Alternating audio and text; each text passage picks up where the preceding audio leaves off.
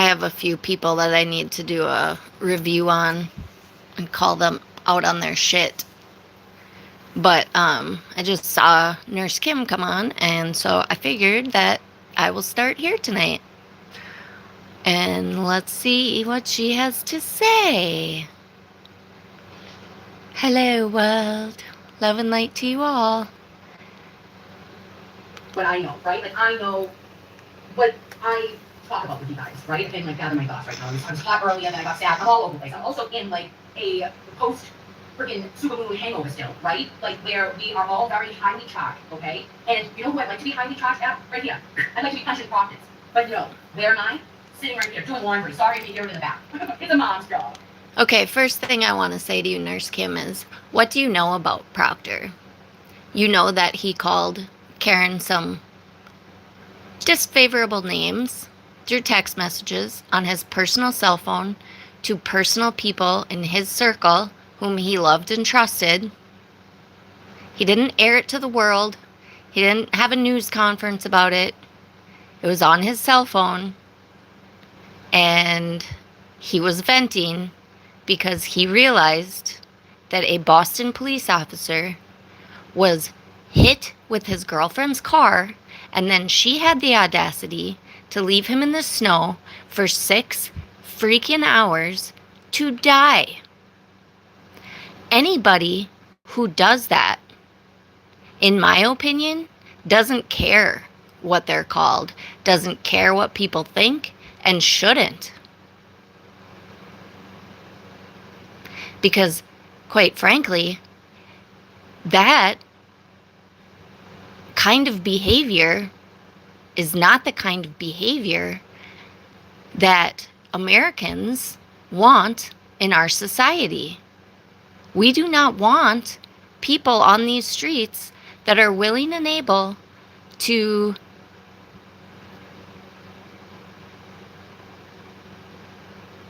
get in an angry fight with their boyfriend, not be able to control their impulses like some borderline personality disorders, throw their car in reverse, push that pedal down 75%, get up to the speed of 24 miles per hour in a vehicle that has all sorts of bells and whistles going off. Nobody does that by accident. That is second-degree murder, whether you like it or not. So yeah, I don't think it's unreasonable for somebody, another police officer at that, to call a woman that takes those actions a cunt. He said it was unprofessional. We all know it was unprofessional. But again, he did not say that to the public. He said that to personal people on his personal cell phone, which again I will continue to say was a civil rights violation of Michael Proctor's. And I hope to God he sues Alan Jackson, Yanetti, Josh Levy, and anybody else, the Reeds, anybody else who had a hand in that bullshit. There was no reason. And if you research what Alan Jackson does, that is what he does. He represents abhorrent people who sexually victimize young people, old people, whatever the case might be. And he blackmails them by getting their cell phone records and then threatening to release embarrassing information that the victim, who already has went through the tragedy and has to go in front of a court and testify, re-victimizing them. And now he's going to re-victimize them again by threatening to put all of that information out into the ether. That is what Alan Jackson does. Look it up, Nurse Kim. And then look up what Michael Proctor's record shows you. Do it. You want to punch Proctor all the time. You want to shit talk a good police officer with a clean record who has never been in trouble in his position, who did nothing wrong in this investigation, who took every step to ensure that there would be justice for John O'Keefe, including embarrassing himself on the stand, he could have pled the fifth. I don't know what the decisions behind the scene were. I think they were being pressured. I think he thought, you know what? That's fine. I'm going to own my shit. Yeah, I was wrong. I think most adult people will understand my position because I was dealing with a woman, a psychopath, who killed her boyfriend, who was a Boston police officer. And I was pissed. So I think most adult human beings that could potentially be on this jury are going to be able to recognize that I know that that was not professional, that it's really upsetting that this is out in open court, but I am taking responsibility for my actions, and I am going to own it. How about you own your shit? How about Karen Reed own her shit? How about Turtle Boy own his shit? Okay. So let's get into it. Hey, Thomas.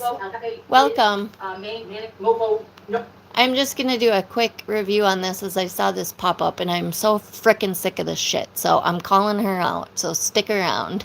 Oh, Mercy Monday. And when I tell you guys that I thought that stream was going to be about potentially Kevin Linehan from the Yellow Cottage Tales, because I knew that Hefe was frustrated with some things that were said about him, and I was right there to support him. I was graciously accepted into, I'm actually breaking down the times. I was graciously let in by Sean. In March, he had me on with the medical professionals, and it just sucks. And I do feel Okay, I really want to say that clearly Nurse Kim feels very emotionally involved in this case. And I have to give her credit for that, but I also have to say my piece about that, because I too am emotionally invested in this case. But I am coming from it from the actual victim's perspective.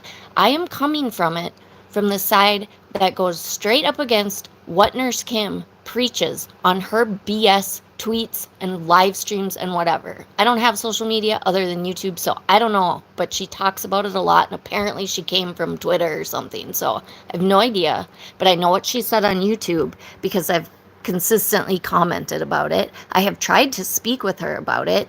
She refuses to give me the time of day about it. And these are the people that drive me crazy, because I don't understand why you are unable to have a civil conversation with an intellectual person who has a differing opinion and not lose your shit over it, and not be able to actually consume something that differs from the information that you have received. This is a very important thing in this case, whether you follow Turtle Boy or not, and you all need to hear this. LVCops, JFK, all of these other new creators, Aussie Insider, Miss Shorty, these new ones that have popped up and are talking about this crap. You can say, I don't follow Turtle Boy, I don't like Turtle Boy, I distance myself from that behavior. You can say all that all you want. But what you need to know is, if you have been following only people that believe that Karen Reed is innocent, then all of your information that you are getting, that you have been consuming for the past 3 years, has come straight from Karen Reed to Turtle Boy and disseminated out to all of these creators, whether directly or indirectly. That is where every piece of information has come from. And when you refuse to look at actual court documents and speak with people who have taken the time to research the case, going through court documents, listening to people on both sides of the arguments, actually sitting and reflecting and being mindful about what they are consuming, so that they are given a well-rounded picture and not living in echo chambers, and putting the pieces together, when y'all just disregard us because you want to believe that Karen Reed is innocent, then that is an injustice. That is blindly following like sheep. That is very unintelligent behavior. That is the type of society that I am scared of. That is the type of society that I think most people that have intellectual common sense and dignity and respect and self-respect and integrity would run from. Now, I've said this many times. I have never been on YouTube for true crime stuff. I consume actual, like, cold case files, forensic files, detective 48 hours type of work where they show us how they actually investigate, how they get to where they come to their conclusions, and how they have pieced cases together even when they're 50 years old. I have studied in this world for most of my life.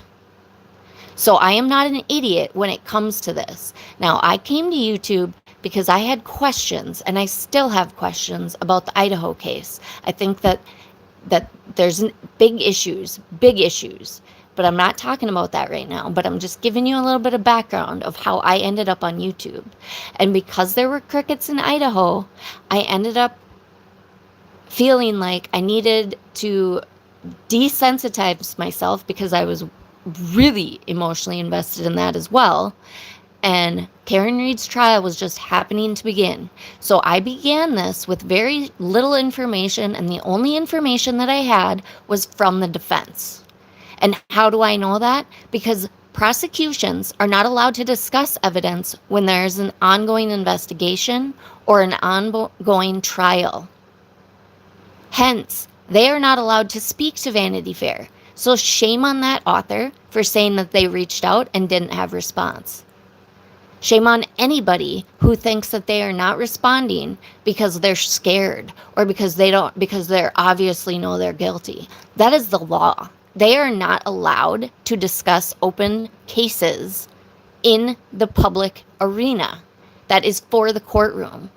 There are different rules for defense, unfortunately, and any intellectual person has to know that it is the defense's job to punch holes in the evidence, to find anything that they can fight against, to try to twist the narrative, to look at facts and turn them into fucking fiction by twisting it, which Turtle Boy and Karen Read and all of their little minions and Alan Jackson and Yanetti, which will be proven, and the court already has that information.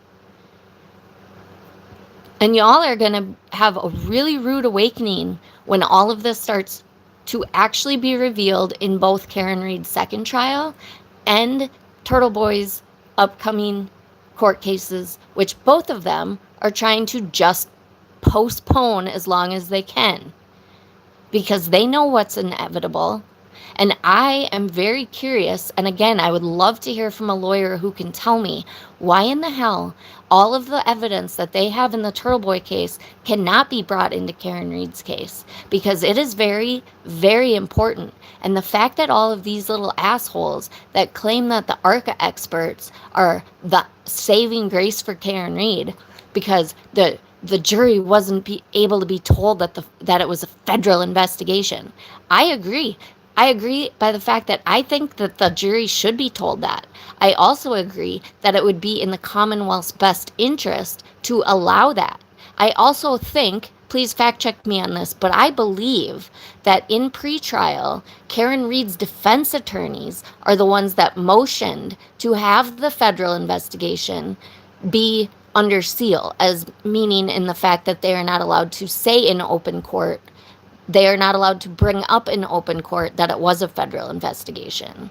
And I think that I'm correct based on something that I heard somebody on Karen Read's side say the other day, which was, I don't know why they didn't open. They said, I think Colin made a reference, or no, it was Ryan Nagel made a reference about the federal grand jury. And I think it might have been Miss Shorty who was reviewing him, or I don't remember. But anyway, somebody had said, why didn't the defense jump in? He opened the door. Why didn't the defense jump in there and expose that to the jury? Well, here's my answer. Because they didn't want that out. Because if they started discussing what was going on in the federal investigation, then it would also be revealed that they found nothing. They found no evidence of any sort of corruption in Karen Read's criminal case. Zero. Zero. Zero. Do you understand, people? There was zero evidence found that there was any kind of corruption in Karen Read's investigation. I feel like I'm talking into the wind a lot of the times, but I hope that some of you actually hear me, because I am so tired of you choosing to be blissfully ignorant in what you choose to listen to. You need to, if you are going to come out into the public and speak, then I would hope that you would want to be speaking truths. And in order for you to be speaking truths, you need to do your research. And that does not mean listening to people in echo chambers. You don't gain information by listening to people in echo chambers. And quite frankly, that should be the biggest red flag of all. If you are only listening to creators who will not speak to other creators, there have been so many times that Kevin Lanahan from the Yellow Cottage Tales has cordially invited the Glairer, Mike from the Young Jerks, all of these dipshits, and he even did go on Dave and Kim's show one morning, and Kim was about to have a heart attack because she didn't know how to answer Kevin's questions, and when he actually had responses that made sense, her head almost exploded. But yet at the end of that, she still did not want to accept it. We have seen her come out into the social media or into the mainstream media on shows like 2020 and Primetime, or whatever the other one was, Nightline, and basically admit it. I mean, and y'all just choose to disbelieve her. You're choosing to just disbelieve her. You're choosing to disbelieve anything that goes against your own narrative.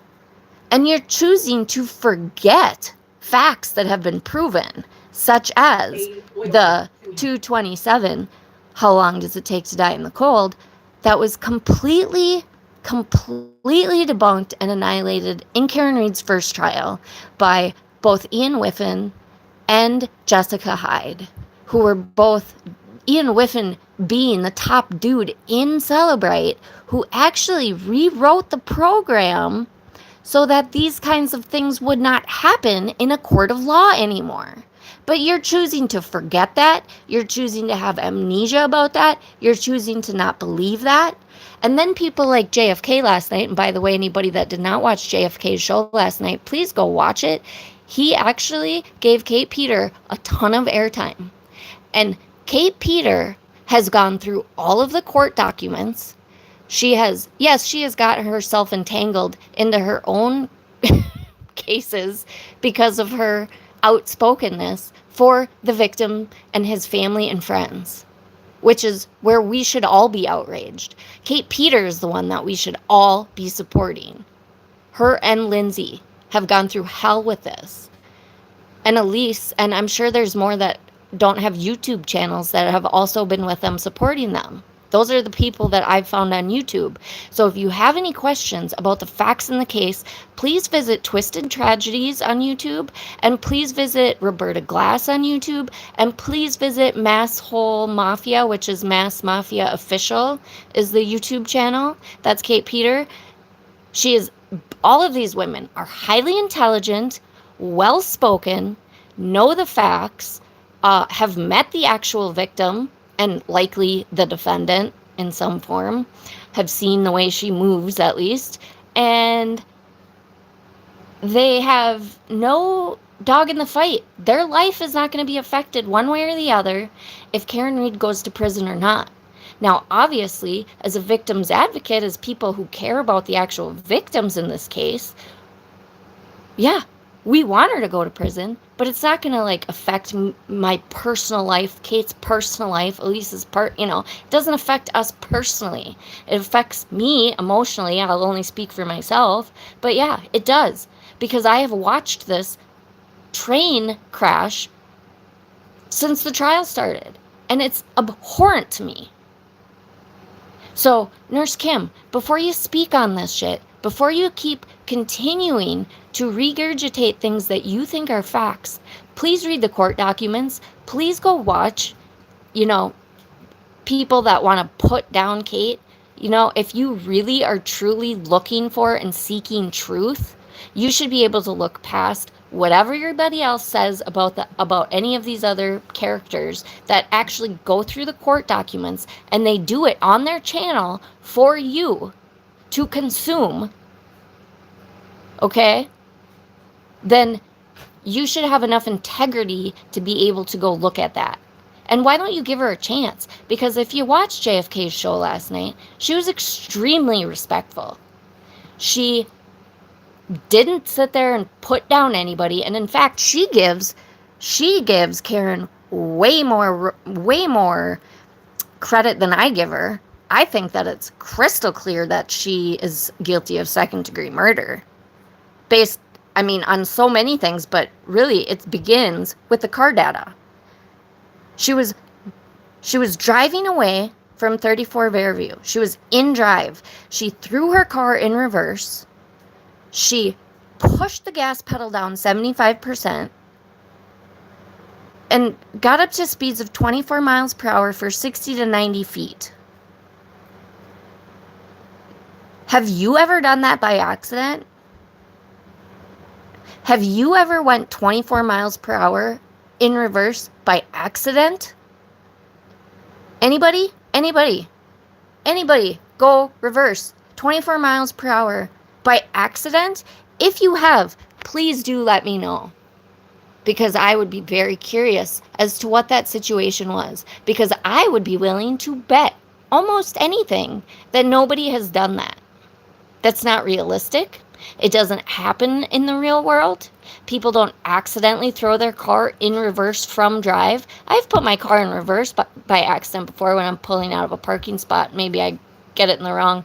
But, I mean, I'm creeping out. So I notice it before my car hardly moves. It moves as much as John O'Keefe's vehicle moved when Karen's vehicle gave it a little love tap the next morning, which she wants to still claim. Literally, the day in court where they disproved, literally, her own ARCA experts said, no, that taillight would not brake at that speed, at that impact of what her vehicle was traveling. Her own expert, the one that everybody just wants to hug and kiss and make out with, said that on the stand in the court of law. And then that day, a reporter outside the courthouse said, so Karen, how did your taillight get broken? And she, you got to see it. It's on Boundless Millennials channel. I'm going to put a bunch of his stuff on my channel too, because it's just, his stuff is so well made. It's beautiful work. Okay. But she's got this face like kind of like she got caught with her hand in the cookie jar, but also like an entitled bizzo who's like, who the fuck are you? And why are you even asking me that question? I am the Queen of England, and you have no right to ask me anything that goes against my storyline. And her response was, and Alan Jackson's face too. He looked at that reporter. He had a confused / angry look on his face. Again, that's on Boundless Millennials channel. I'll try to find it and put it on mine as well. I mean, it's priceless. This reporter asks her, how did your taillight get broken? And Karen looks at her and says, it got broken when I backed into his vehicle that morning. It's like, your ARCA guy literally testified that day in court. That's why she asked the question, because what the storyline that's been pushed by the defense team into the media is bullshit. And she knew it. That reporter knew it. That reporter heard the ARCA expert say, no, that could not happen, which is why she then went and asked the question directly to Karen, well, how did it happen then? And Karen just said her same storyline as if it hadn't been proven in court, as if her own personal crash daddy didn't just say that couldn't happen. Like, this is what I mean. Blissful ignorance, selective amnesia. It's fucking disgusting. And anybody that has any sort of intelligence can see that. But I don't understand why so many people want to continue to support a murderer. Help me understand that. I don't get it. And then to go back to I feel like I was talking about something that I forgot to finish. Let's see. Like, I was courageously let in by Sean.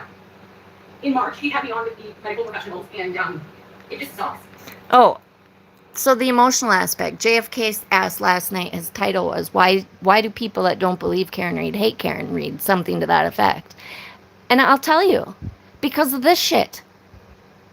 There wouldn't be this vitriol toward her had she not directed Turtle Boy to terrorize John's family, John's friends, and the rest of the community.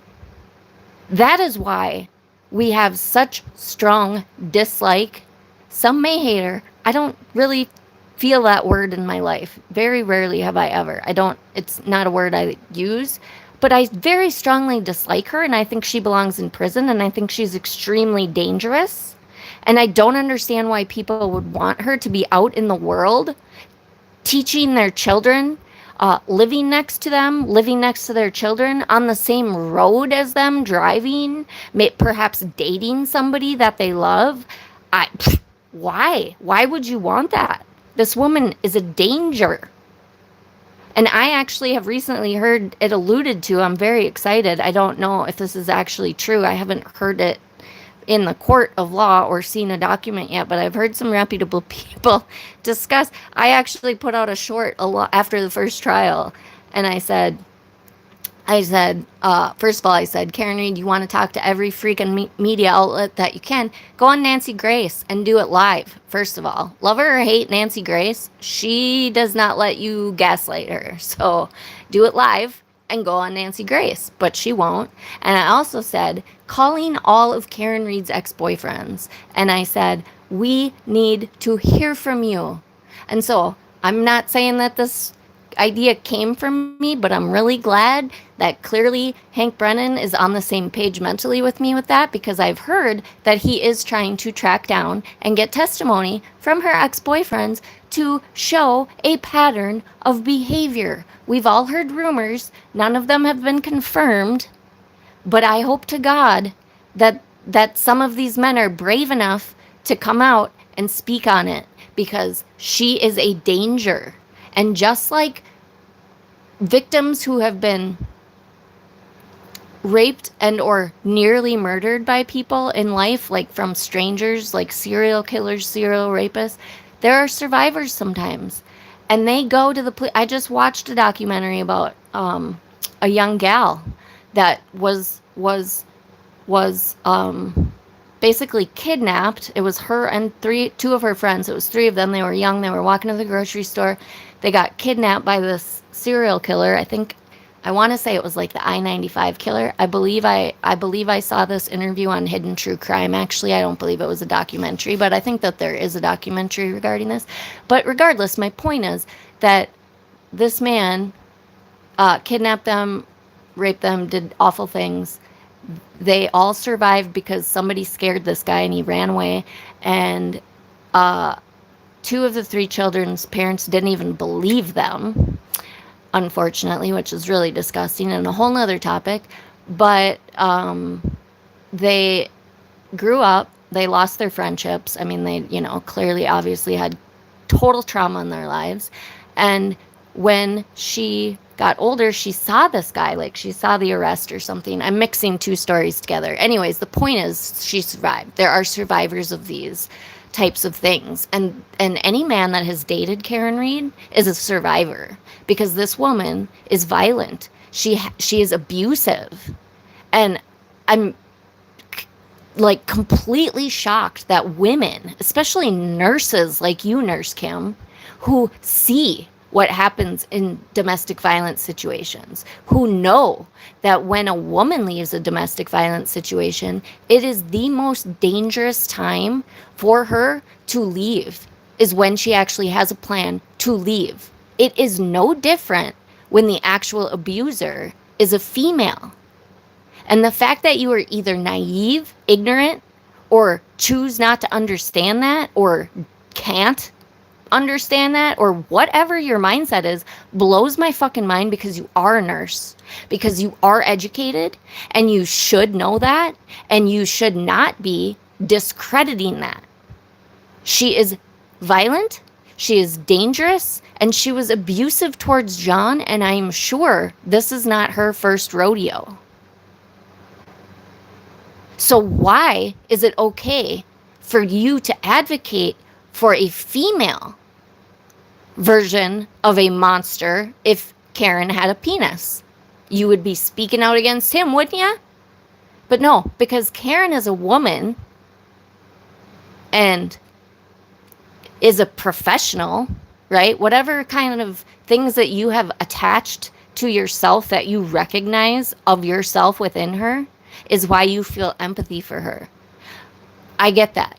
And in fact, if you go listen to my very first episode on my channel, I literally started this channel because of what I saw was happening, because I felt helpless, and this was the only way that I could get my voice heard and take care of my own mental health as I watched this continue to unfold. But listen to that. You will hear me literally say, I don't think Melanie Little, I literally didn't think Melanie Little was in the know. That became very obviously very quick also. She is a despicable human being who claims to be a victim's right advocate, which is disgusting given what she's done in this case and continues to do in this case. But I also said that I am worried for Karen. I am worried that she could potentially do self-harm. The walls are closing in. She's got to be freaking out, and I hope that she has support, and I hope that she is with people who love her and are able to keep an eye on her and keep her safe, because I was very concerned about the fact that it was very clear that she was guilty to me already and that this was not going to go her way. And I wanted to just say, like, I have compassion for her. I no longer feel that. I don't, because of all of this crap that she has done since, like, as I've learned, all of the, like, she's the one that's incited all of this harassment. And now Nurse Kim wants to say, like, oh, people can't say that because then she'll go to jail and I'm going to be so defensive of her. Why are you defending somebody that harasses and victimizes her boyfriend's family and friends who she killed? Why? And I do feel a loyalty to him. And I did feel a connection and a friendship and a respect and everything else that you feel towards people who have been good to you, right? And then the Monday happens, and I'm like, oh my gosh, like, I'm like, this is wild. And secretly... Hey, Miss Dark Humor. How are you? It's good to see you guys, and Thomas is in here, hopefully still. At the same time, I was like, is this the best TV show? Like, oh my gosh, like, this is the worst and the best thing I have ever seen. Subscribe immediately. I thought that Hefe had gotten everything off his chest. I immediately reached out to him afterwards, and I was like, you good? We good? I was like, I got your back. I'm 10 toes down. And I did not understand that this was going to snowball to where it has. However, in the last couple of weeks, a lot of things have gone. When it crossed the line, in my opinion, is if the boys are measuring their wiggies, measure away. You know what I'll do? Stay here, touch my pearls, do medical review testimony. I don't need to get involved. The only side I have is the side of... Okay, let me again say medical review testimony. Again, you are a nurse, and so now you are another professional that is claiming to have the, which I believe you. I believe that you're a nurse. So I do believe that you have the experience to make educated reactions. But again, this man's arm injuries came from her vehicle. Her taillight was busted. Carrie Roberts on the stand testified to the fact that there was a piece of metal sticking out from the taillight when she saw it busted, and she was going to try to push it back in because she was concerned that that piece of metal that was sticking out would get caught on somebody's shirt and give them a cut, hurt them in some way. Or at the very least, cut their clothes. You know what John's clothes had? They had holes in his long sleeve shirt that It doesn't take rocket science to figure out likely came from that very piece of metal that Carrie Roberts was concerned about, Nurse Kim. And if you think that looking at a photo that Aiden Carney photoshopped, even when it's photoshopped, if you think that that looks like dog bites, you might want to go revisit whatever class or chapter or any kind of educational book that you could read on what canine bites look like. If a canine is going to bite a person, they are going to make, especially a German Shepherd. Again, I've had German Shepherds my entire adult life. Just look at a freaking German Shepherd's canine teeth. Look at them, Nurse Kim. And then look at those injuries and tell me if you think those tiny pin-sized injuries of what Dr. whatever the hell her name was from California, who is clearly not frickin' educated, not an expert in the field as she claims, and I'm glad that Hank Brennan is going to call that shit out, but at the same time, I'm like, put her back on the stand. All she does is discredit the shit out of him. Anybody with an actual, any sort of intellect can see that that's bullshit, and she doesn't know what she's talking about. However, I think that's probably best she doesn't testify because, if FKR people again get on the jury, I hope that there's enough jury members that are strong enough to say, you know what, we're going to sit here for a month until you tell us what you think is the actual probable doubt, because it has to be reasonable. It has to be reasonable. You have to look at what the prosecution's case is, and if it makes sense, then you have to tell me where and exactly what the reasonable doubt is. Meaning that if you look at what the Commonwealth's explanation is, and then you look at what your idea of reasonable doubt is, if they are both equally reasonable, then the easiest one, the simplest one, is likely the truth, Occam's razor. But it needs to be reasonable. It cannot be some crazy woman who wrote some thesis paper about dog bites, who worked in a hospital, who was a cop, who had all this hodgepodge. She did not visit autopsies. She did not go watch Melanie Little's episode where she has, God, I can never remember his name until somebody says it. It's the body bags guy. It's the expert that Nancy Grace always has on her episodes as a medical examiner.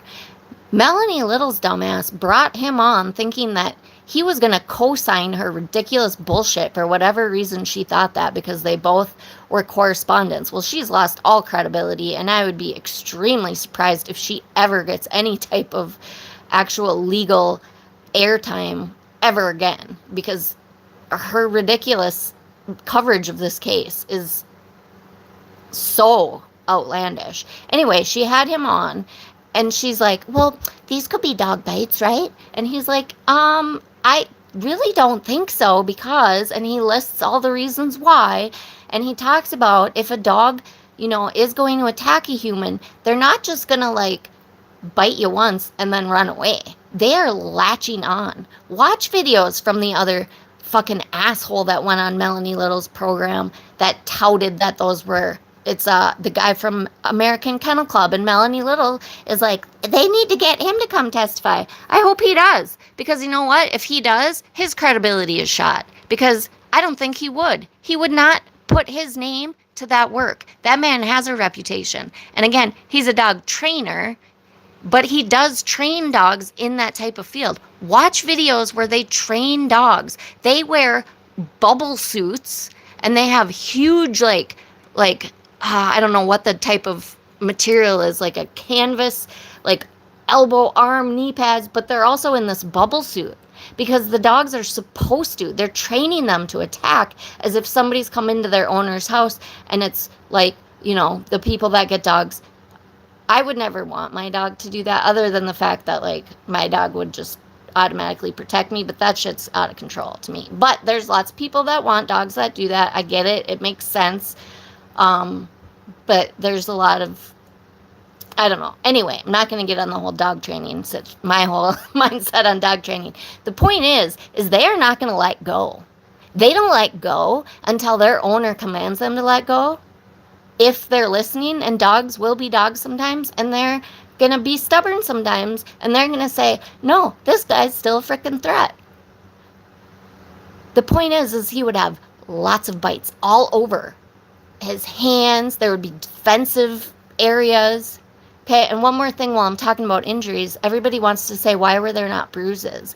Again, I don't know because I am not a medical examiner, but I'm going to throw this out there and see if this registers with somebody who has the ability or the know-how to answer this. If a person is, let's just say, beat up or hit by a vehicle, either one, in a situation that would normally cause injuries and bruises. And again, I'm just going to throw this out there too. I don't think there was an x-ray done. I hope that question is answered in trial too, because people these people on FKR are constantly touting that he had no broken bones. Well, nobody ever asked anybody on the stand if they did an x-ray on John. Did they x-ray his body? Because unless they x-rayed his body, there's no way to know if there were actual broken bones. I have broken bones before, and you don't necessarily see that it's broken unless it's poking out of your body, or it's broken so terribly that it instantly swells, which I've had that situation now. Okay, but I've also went an entire weekend with a broken wrist. My parents didn't believe me that it was broken, and I was dying all weekend. Finally went to the doctor on Monday. It was broken, but they had to take an x-ray. It didn't look broken. They were making me move it like you would a sprained wrist. I'm an athlete. I was an athlete, 3-sport athlete in school. I knew what sprained felt like. This was not sprained. But they were making me try to do physical therapy on myself, which made me crazy. And then I go to the doctor, and they're like, yeah, we need to put you in a cast that's broken. I'm like, that's great. Thanks, Mom and Dad. Okay? So I'm here to tell you, you can't always tell if you have broken bones visually. Now, going back to my previous train of thought, is that if you are beat up or hit by a car in some sort of altercation that is going to normally would leave bruises, and if that person is then put in, I don't remember the temperature, 14 or 18 degree weather, and it begins to snow, and the person actually has a horrible brain injury and succumbs to both the brain injury and the hypothermia, is that body going to bruise? Because I certainly know that bruises do not, as my puppies are playing, bruises do not happen to people who are passed away. You cannot beat the shit out of somebody to the point of killing them, and they die, and then while they're waiting to get their autopsy done, they just miraculously start bruising. That doesn't happen. Blood needs to be pumping through the body in order for those medical injuries to reveal themselves. So I realized that he did not die instantly, but he was also in very, very cold weather, which eventually turned to snow. His body temperature was down to 80, and I said this last live stream, but sometimes people don't hear certain things. Another thing FKRs say is, his body was 80 degrees. He would have been much colder than that if he was out there for 6 hours. Really? Do you really believe that? Do you know how long it takes for a human body of 98.7 degrees as a normal temperature, especially, and then you're drinking? Do you know how long that takes? Because, and I don't know this for sure either, so fact check me, but I also think that snow is an insulator, which seems like an oxymoron, but I do think that snow acts as an insulator to losing body heat. Now, again, I'm not entirely sure. I don't know if he had a hat on. He had one shoe off, which is again indicative of a vehicle accident. So I'm just putting out facts that y'all really need to hear.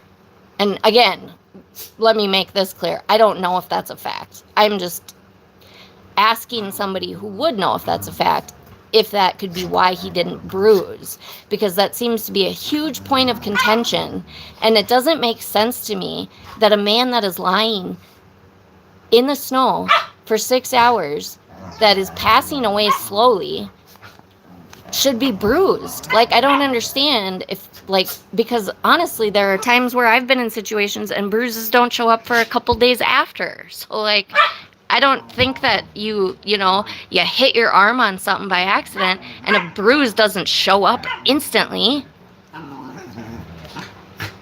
Unless it's really bad. Measure away.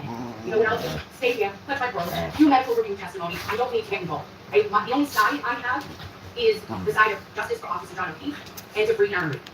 Yeah, I know him as dark humor. He was still, that's what I'm saying, he was still getting blood, which is necessary for him to bruise, but again, it was 6 hours. I mean, he had passed away within, I don't remember what time they pronounced him. Was it like 11 o'clock in the morning? Or was it earlier? Or was it shortly after? Maybe it was like 8. I honestly can't remember. But, it was within 12 hours for sure that he passed away. And so for him to get all of these bruises that people think that he should have had, I just don't know I don't think that he would have bruised. That's my very non-professional opinion. I am not in the medical field. Anything else I have to steer clear of, because that's not my jam, right? Like, that's not something I don't want to get involved in that, guys. Maui Swift, I just saw your, thank you. So Maui Swift says, he was lying in sub-zero temps, encased in snow, so it slows the body down and blood vessels shrink, so the blood will not surface to make the bruising or something to that effect. Sorry, I'm reading poorly because I have really bad eyes, but,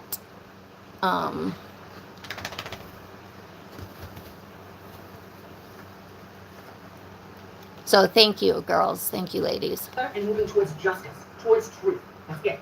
That's all I care about. And then there was an issue with the Christina girl. And whatever was going on with Turtle Boy and... Okay, I'm going to talk about your idea of what justice is, but I'm just going to make a note of that right here, that you are claiming that all you want to do, you want to sidestep all this drama. I get that they're being drama queens, but quite frankly, that's bound to happen, because I'm here to tell you that you are emotional because you cared about Sean McDonaugh. You considered him a friend. You talk very highly of him. But now you're going to just turn your back on him because he is bringing out things that you don't like. Why?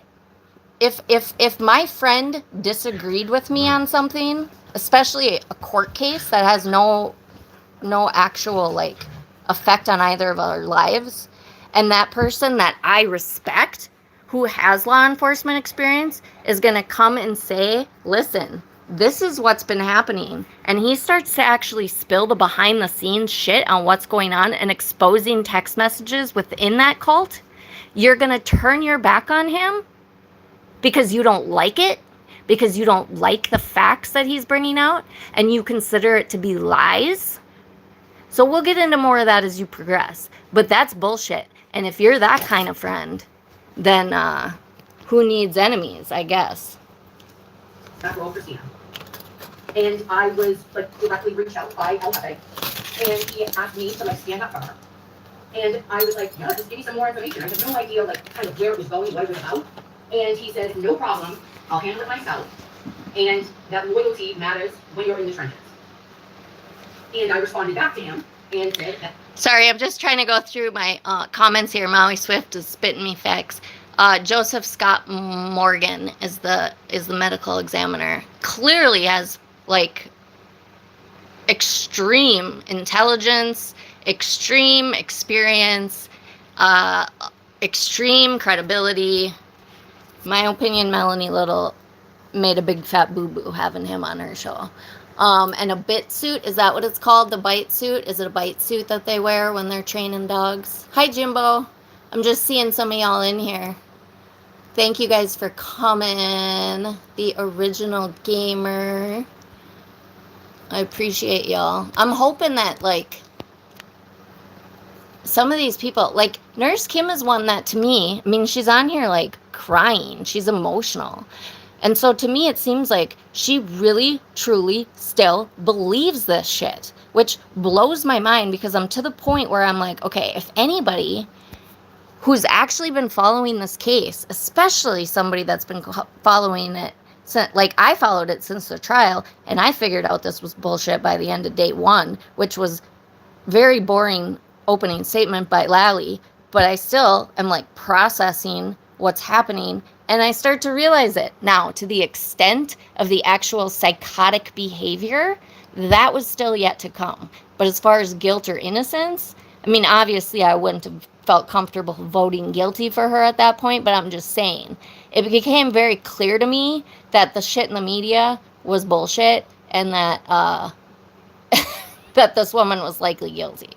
So the point that I am trying to make with this ramble is that Nurse Kim, in my mind, I mean, she's emotionally coming out here speaking about how she's sad that she's basically, she feels like she has to turn her back on Sean on the Golf, Sean McDonaugh, because she doesn't like what Sean is doing, which is literally, he's starting to let his conscience align with his actions. He's starting to speak truth. He's starting to put out into the ether the facts and the behind the scenes shit. And quite frankly, the shit that he brought out in that original, show, the police already have that in their possession, which is how they charged Turtle Boy.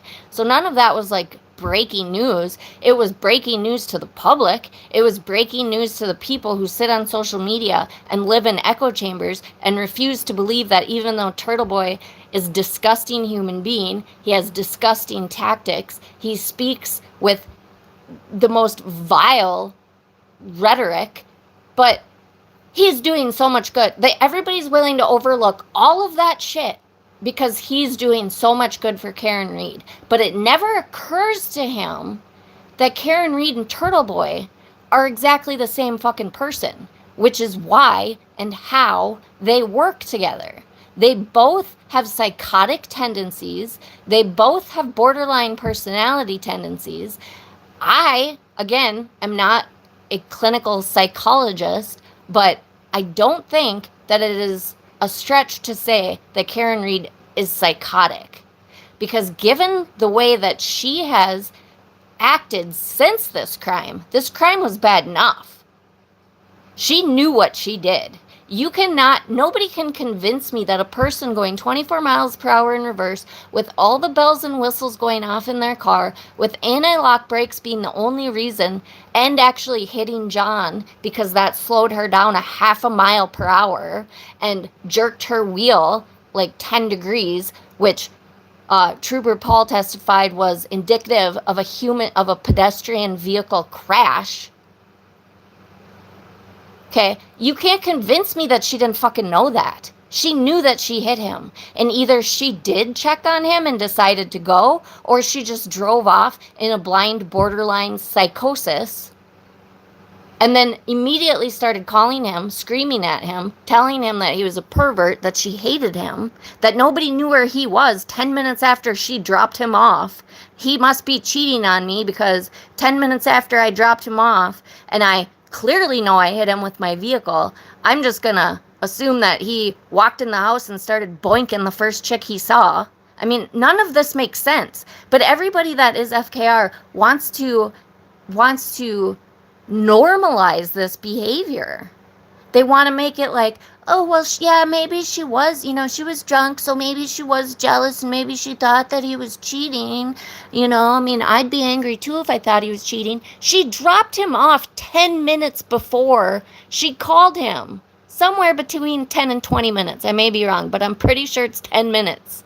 Do you really think that you would drop your man off at some party to have some drinks with his friends and then 10 minutes later start calling him saying, fuck you, you're cheating on me, and nobody knows where you are? How do you know nobody knows where he is? Did you call anybody to find out where he was? I mean, where are you getting this? So why are people not questioning this? Nurse Kim, why do you not question these very common sense questions? And all you want to do is hold on to these weird little things like, oh, well, why didn't Bryan come out in the morning? Well, because he was sleeping. He'd been drinking all day and night. It was 6 o'clock in the morning. The cops, when they arrived, did not have noise on their sirens. They were just visual sirens. The curtains were pulled. Chloe is not a barker like my German Shepherds aren't a barker. People can't seem to understand that some dogs are trained to behave themselves and not act like that. I get that some people want their dog to act like that, but some people don't. And some people really don't have a choice. Some dogs just don't bark. So, like it or not, some dogs don't bark.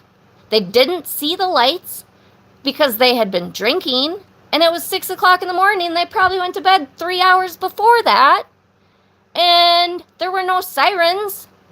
And if anybody who ever lives in a snowy type of atmosphere knows that weather is like that kind of weather, kind of like, especially with winds, I think the winds were like 35 to 45 miles per hour, somewhere in that vicinity. Anyway, there were winds, and that is not conducive to hearing noises outside your house.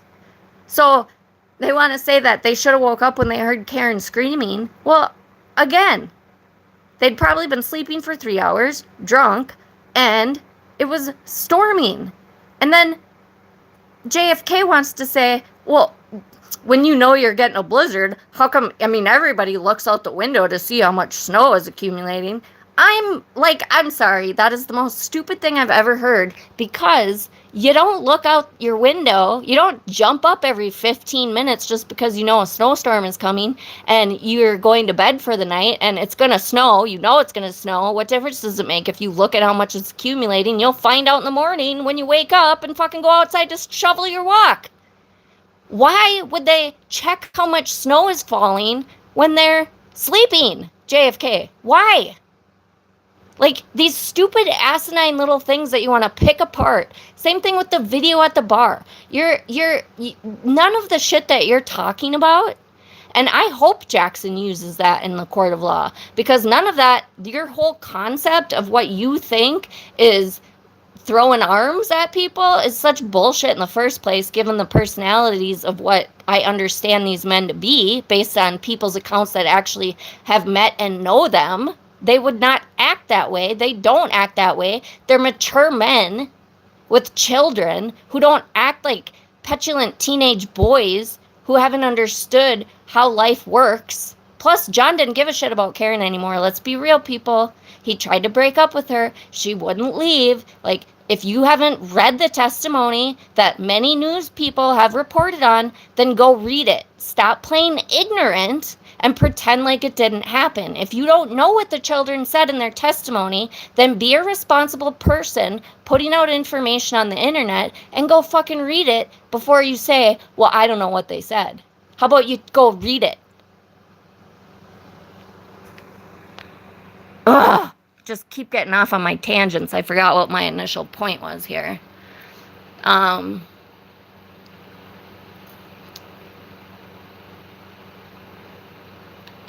so sorry you feel that way, because I respect you. I have supported you. I consider you a friend. And I just didn't want there to be anything bad that happened to him, or anything that he would feel slighted by having issues with the other boys. I didn't want him to ever feel slighted by me, because that wasn't my goal ever. Well, today's stream came, and I have tried, Vance, when I tell you, I have tried so hard to not do this. I don't want to do this. But at the end of the day, if you're going to ask people to stand up for people I don't know, who the hell, to me, you want... So, if you don't know what she's talking about, there's a woman that used to be a turtle rider, like, before all this FKR. She was a supporter of Aiden's. And something happened, like, again, before all this FKR shit. He wrote a blog about her, and which was very damaging, and it was offensive to her family, and she contacted him and was like, can you please take this down? Like, it's affecting my father. It's affecting my family. It's affecting my employment. I just really would like to move on with my life. I've made changes in my life. Can you please just take this down? And he, in his very abusive ways, just continued to taunt her and ask her, well, why? Well, why should I? Blah, blah, blah, whatever. Anyway, he finally did. And he wants to, portray himself to be a good guy for finally taking it down after her begging and pleading with him for 15 days. And then she apparently was on Kate's live stream the other night or something.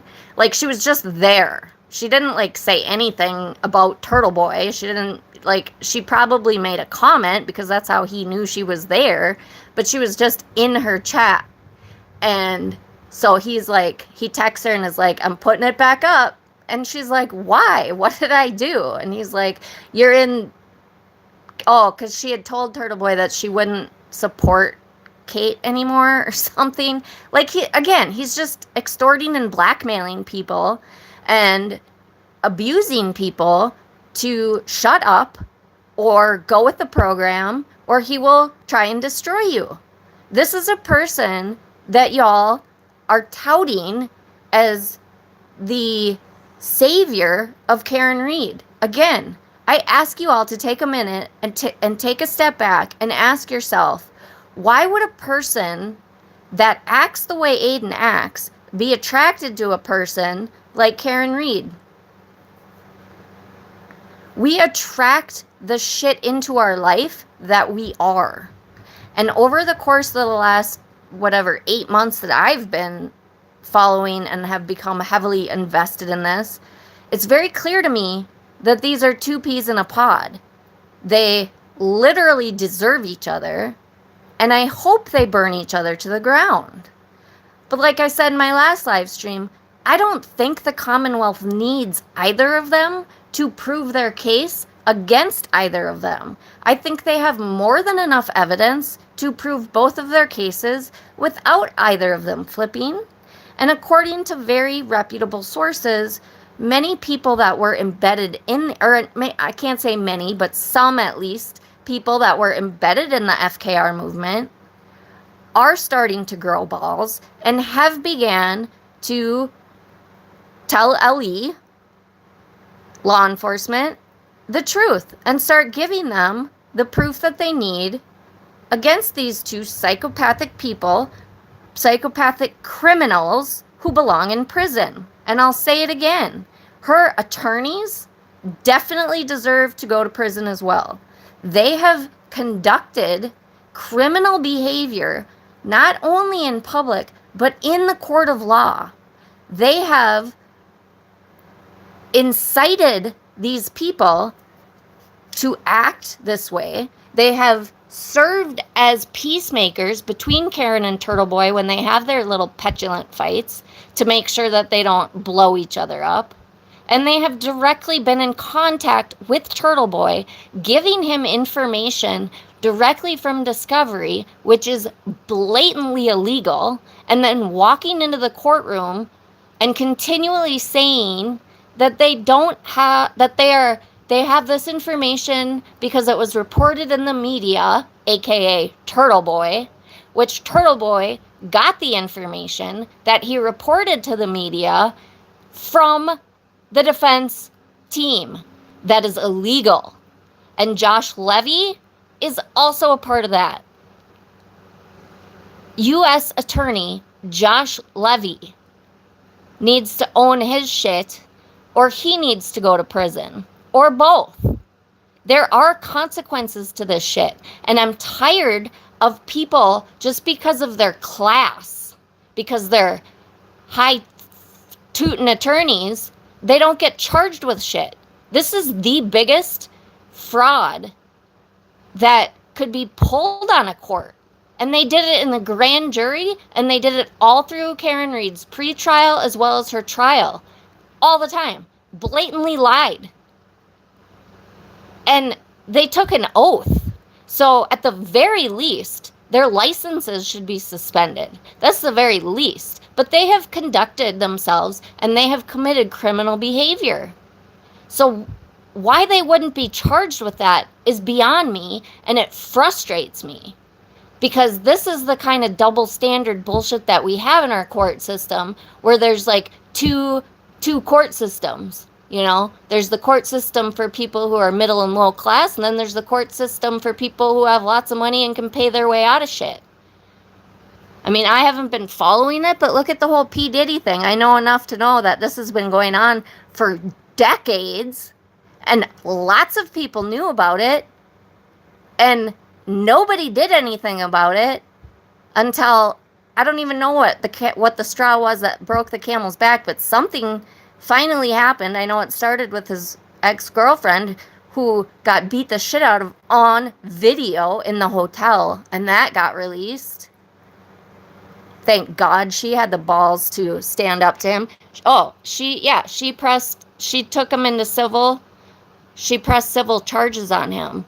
And then I think because she did that, I think that a lot more people got brave enough to come forward, and then the whole dam broke. I think. Again, I'm not really following it, but I think that's what I heard. So, but I'm just saying, these people get away with murder for decades, if not ever, because they are celebrities and or have tons of money. And it's like, we all watch it. We see it. You know, there's a lot of stuff like that whole P. Diddy stuff that, like, you and I didn't know about. But there's also stuff like this happening in the court of law that is very blatant. Josh Levy questioned all of those witnesses. He himself questioned those witnesses, which, like Kevin Lanahan has said, that's unusual in of itself for an actual U.S. attorney to actually question the witnesses in the grand jury. I'd be curious to know if that's ever happened and where and when it has happened before, because it's not typical. It's not even like slightly in like a very distant way normal to any degree. But you know what he questioned them with? Turtle Boy news. And like Kevin said this too. He had the Turtle Boy news like a big poster or whatever, like on a big board in front of the witnesses, maybe a TV, I don't know what he was showing it on, but it was right there in front of these witnesses. So these witnesses who had been brutalized, victimized, harassed, serious mental, emotional, financial, relationship, all of this type of harm, spiritual harm brought to them because of Turtle Boy, and then the frickin' U.S. attorney is questioning them on a grand jury for with Turtle Boy? With Turtle Boy news spouting it in their faces? Basically saying, I'm here with Turtle Boy. So basically, I'm protecting his ass. I'm not only protecting his ass, but I'm letting you know that I know that he's the one that's reporting this, and I'm using this information that is complete and utter bullshit, that has never been fact-checked, that not any respectable reporter or journalist with any ounce of integrity would act this way, conduct themselves in this manner, or report the things that he's reporting to be blatantly false, not fact-checking them. Nobody would do that. That is a respectable journalist, because they would lose their job. And Josh Levy, the U.S. attorney, is using that POS's bullshit information that he has victimized all of these people with, and he's questioning them with that information. It's sickening, it's disgusting, and they need to be held accountable. All of these people who have whatever, money and power and all this shit. It's disgusting. Go again. And they're doing it right in front of America. They're doing it right in front of our faces. Like, we're all a bunch of stupid sheep. Like, we can't see what is happening. And that's why I'm talking to Nurse Kim right now, because I'm like, okay, you know, I keep coming to these points where I'm like, okay, I'm done talking about this, because I think, like, any person with any sort of intelligence understands the truth, and these people clearly are just doing this to grift. But then I see Nurse Kim crying. And there are certain people that I still see, certain creators that are emotionally invested to the point that they literally truly believe it. And like I speak on most of the time, is that's what pisses me off, because these people have hurt people. If she truly believes this, she has been brainwashed, and nothing that anybody can say. Karen Reed could go out to dinner with Nurse Kim and whisper in her ear, I killed John. And Nurse Kim would still either A, not believe her, or B, continue to make excuses for it. Well, what did he do? Did he slap you first? What happened? She would just, what would change your mind, Nurse Kim? Tell me. What would change your mind? Because all of this shit is going to come out. These ARCA experts, I hope to God they come back to testify, because I tell you what, if they come back to testify, they're going to get all of the discovery. They're not going to be able to pull this bullshit like they did through Josh Levy and the feds and all of that big sham that Karen Reed and her POS attorneys completely orchestrated for, again, public innocence fraud campaign to make it look like some shit was going on that wasn't going on. It's going to come out. It's starting to come out. And who you say that you have so much respect for, your friend Sean on the Gulf, now you're saying you don't believe him. And it's unacceptable for him to expose Karen's text because they could put her in prison, and it could put and Turtle Boy's text could put him in prison, and so that's unacceptable to you. Because I'm sorry, you could release all of my text messages for my entire life to every single person I've ever known in my entire life, and I would not be under the threat of going to prison. And there probably are some text messages that might look funny if taken out of context. I don't know. I'm a true crime junkie, but I don't think I usually text about true crime. But if you pull a phone extraction, you definitely see some shit that you could definitely twist and make it look funny. But I would still not be scared, because they have to have probable cause. And a couple of Google searches out of context or text messages out of context would not threaten anybody's life, limb, or liberty. It just doesn't. It is not a conspiracy. The entire world is not trying to convict an innocent woman and an innocent man in Karen Reed and Turtle Boy. None of us would give a shit. None of us would give a shit if they just, took responsibility for their actions. But they are continuing to harm people, like yourself, who's clearly brainwashed.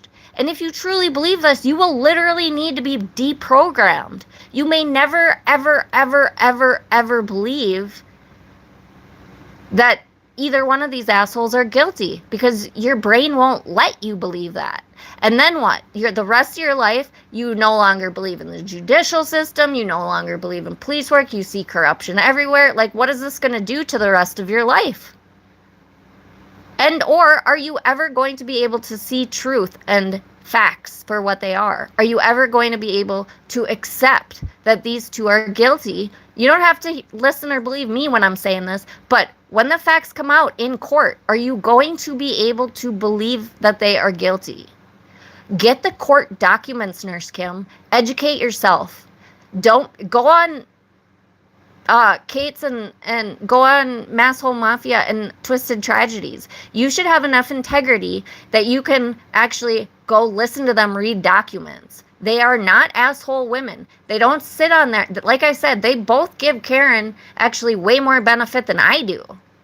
Way more. As does Kevin. They're not on their streams talking shit about them. Like, everybody wants everybody to believe that all these people are turning because they hate Turtle Boy. Turtle Boy does not matter that much to any human being in the world. Except maybe Meredith, who I think probably has her own issues if she's dating a person like this and literally supports this type of behavior that she clearly knows and is very akin to what the facts are. Or she's not an intelligent person and, again, doesn't care to find out what the truth is. But literally, you probably live with him or are near him every day. It's disgusting. The point is that Turtle Boy does not matter to the world. Like, he just happens to be the face of a villain right now in this case. When it's over, the people that actually can see this for what it is, which is a domestic violence case that ended in murder, and the murderer happened to be a female, and that the world should be talking about domestic violence in the sphere of men can be victims of domestic violence, women can be murderers, women can abuse the men that they claim to love. That's what we should all be talking about. That's the kind of thing that Nurse Kim, as a nurse, with your medical training, should be discussing. My humble opinion. Like, my better instinct of, like, I should probably get some more information because I don't just go off of 2 screenshots for anything. I have a brain. Oh, wow. Interesting that came out of her mouth just as I was saying that to her. So, she's not going to believe Sean based on some social media things that he sent her and asked her to help this poor woman who Turtle Boy is victimizing again. But Nurse Kim is like, I'm not just going to go off of 2 screenshots. I have a brain. Really? Where have you gotten all of your information for this case with Karen Reed? Have you gotten any information from court documents? Have you gotten any information from people on their own YouTube channels who you may not like? Which, again, have you met Kate Peter? Have you met Elise? Have you yourself had a conversation with them face to face, not in your snide chat bullshit? As an adult with kids? As a professional nurse with children? You're going to dislike other women because Turtle Boy tells you that they hate him and that's the only reason they think Karen Reed is guilty? You just believe that because Turtle Boy says it? You don't have any information other than that tells you, and you don't take the time to meet them and talk to them before you pass judgment on them? Or at the very least, I've never met Karen Reed, but I've done my research. And all of the information that I have consumed leads me to one conclusion. She is dangerous, and she is a psychopath. And if she is released into the wild, she will cause more damage. That's just my own life experience and humble opinion based on what I know and what I have researched. It is not because somebody told me she was guilty. It is not because, and I'll tell you what, Kim, I came into this thinking she was innocent. But again, by the end of day 1, I'm already realizing she's likely not innocent. Okay, so I gave her the benefit of the doubt. And it wasn't like I jumped to this, she's guilty, and burn her at the stake. I still watched the entire trial. I still hashed out things in my head and asked questions that I had. There's still questions that I have that aren't answered, but find me a criminal case that doesn't have questions that don't get answered. Find me one, Kim. There's always going to be things that don't make sense in a criminal case. There are rules of evidence. There are only certain ways that people can, like lawyers can bring out information in the court of law. There are rules. And sometimes things they don't come out the way that we hope that they would. And we are left with wondering why. And we don't ever get to find out unless somebody involved who did the research writes a book, does a movie, even, all that shit could be made up. But if they're actually writing a nonfiction book that is factual, then we can count on it. Or we can read court documents and actually read all of the evidence that they have. Because the evidence is overwhelming.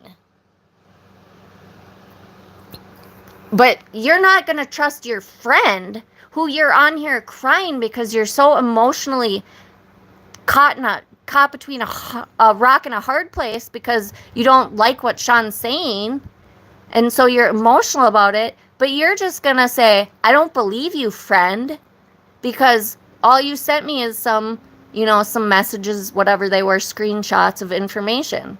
So then I ask you, why do you believe that Kate only believes that Karen Reed is guilty based on the fact that she doesn't like Turtle Boy? Why do you believe that Sean is doing the things that he's doing because he got mad at Turtle Boy? Because he got mad at Bryan? Because they're little teenage kids. No, Turtle Boy and LTL and the Glare and all these other sycophants are the teenage boys that never grew up. They're all Peter Pans. And they're the ones that come out and just degrade people and try to take any credibility away from them. Because they don't like that Sean is exposing them as cowards, as grifters, as money-hungry people who don't give a shit about releasing a murderer back into the world because they're making bank off of it. And they're building their channels and building their brand so that they have super chats and all of this money coming in and people are throwing their panties at them.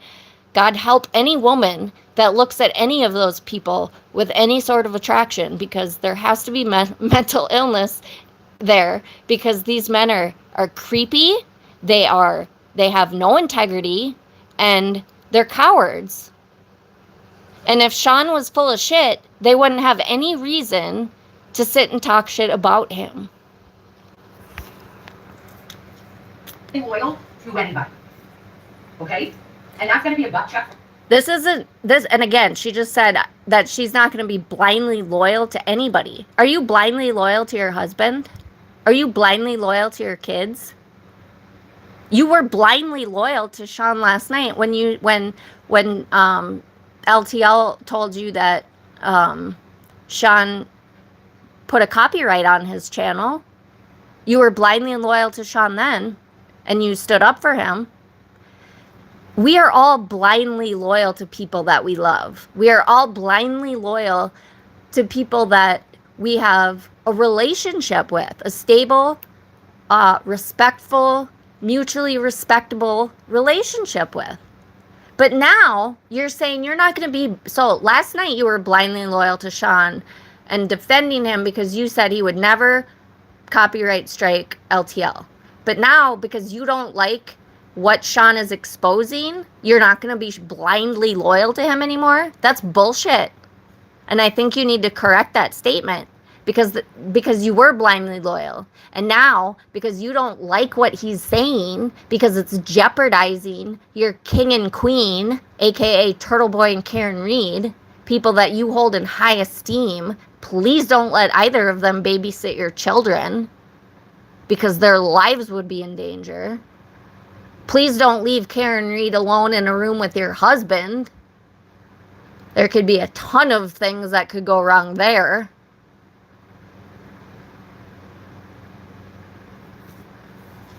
For us as women. It really does. Who the hell, to me, you want me to go against, like, my better instinct of, like, I should probably get some more information because I don't just go off of 2 screenshots for anything. I have a brain. I'm not blindly loyal to anybody. Okay? And that's going to be a gut check for us as women. It really does. And I'm concerned at this point, guys. And I say this as a nurse, right? I say this to you to let you know that we are seeing something unfold here that I cannot say, and I would never diagnose, and I don't know what's happening, but I'm going to tell you this. It's not great. So she is going to diagnose but not diagnose Sean with a mental instability. Because, again, based on what? Because she doesn't like what he's saying. Because he has changed his mind. Because he is no longer going along with the script that they have. What else, Nurse Kim? Why? What else? What gives you the idea that he's having a mental break, or that he's has dementia, or whatever you're going to spit out here, other than the fact that he is starting to expose the people that have been lying? Do you understand how disgusting that is? You're literally saying, this friend of mine who I actually care about and I'm getting emotional about, because you know him better than you know any of these other assholes like Turtle Boy, Karen Reed, LTL, Mike Crawford, the Glare. As far as I know, you don't, like, have conversations with them like you do with Sean, but you're going to throw Sean under the bus because you don't like the things that he's saying about the people that you don't even give a fuck about. And this is a man that you love and respect, according to you, Sean. And he's saying things that you don't like about people that you don't know, i.e. the Glare, LTL, Karen, Turtle Boy, Mike Crawford, potentially, whatever. Make that make sense. It's not good if you're tweeting overnight and maybe you're not sleeping well. We know that El Hefe told us on one of the streams that he went to a therapist. And I was like, that's incredible. I'm so thrilled that, talk about your... Everybody should go to therapists. It's a very healthy choice to do, whether you're in a good place or a not so good place. In fact, most therapists have their own therapists because they know that it's important to have somebody to talk to that they can trust implicitly. So now you're gonna use that against him, but at the same time you're kind of gaslighting because you're saying it's a good thing that he did it, but also I'm gonna use it as a weapon to say, obviously there's some mental thing happening here, or why would you go see a therapist? Again, healthy people see therapists, and Sean is coming to terms with his own conscience. So he probably is struggling. I would imagine he's struggling. Feelings, get it all out. It's so important. I can imagine the stress that big creators, who am I? Nobody. Who am I? This little asshole from TikTok who came over to YouTube, just to give some more information, try to be helpful in a medical aspect. That is it.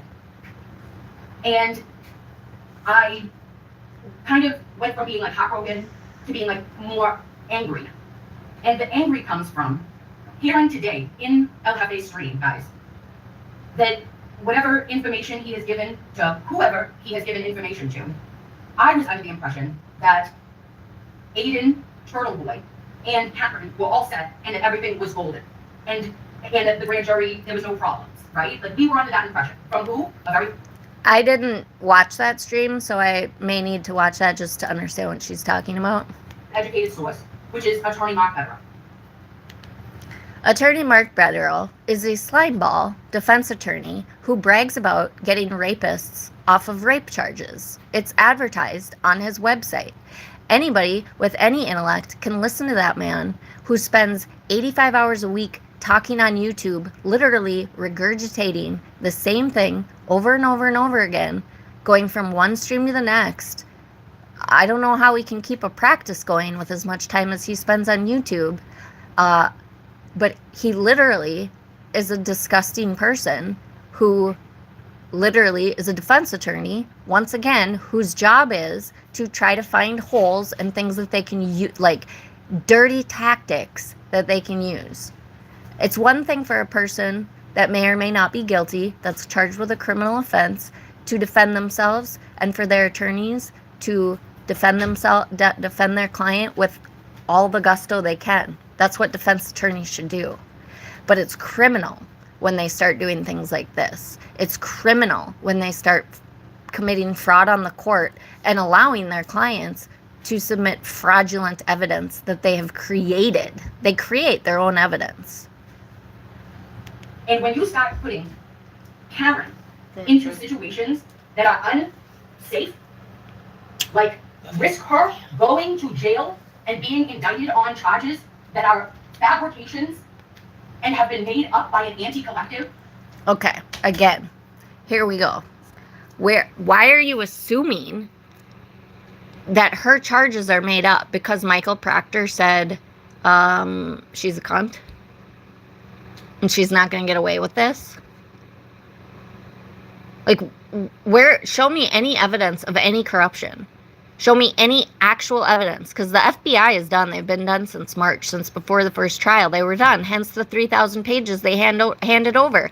If they had found anything, then Alan Jackson and Yanetti would have brought that out in the first trial. There's zero corruption. There is zero people who are making up evidence against either of these two. The two people making up evidence are Karen Reed and Turtle Boy. And their attorneys are knowingly allowing them to do so, which is, again, illegal.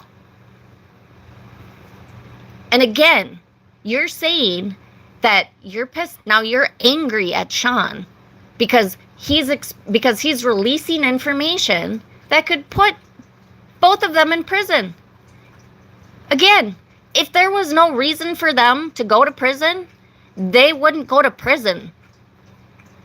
This is not a conspiracy that the entire world, the entire town of Canton, the entire Massachusetts State Police, all of the hospital staff and medical staff and emergency members and police officers and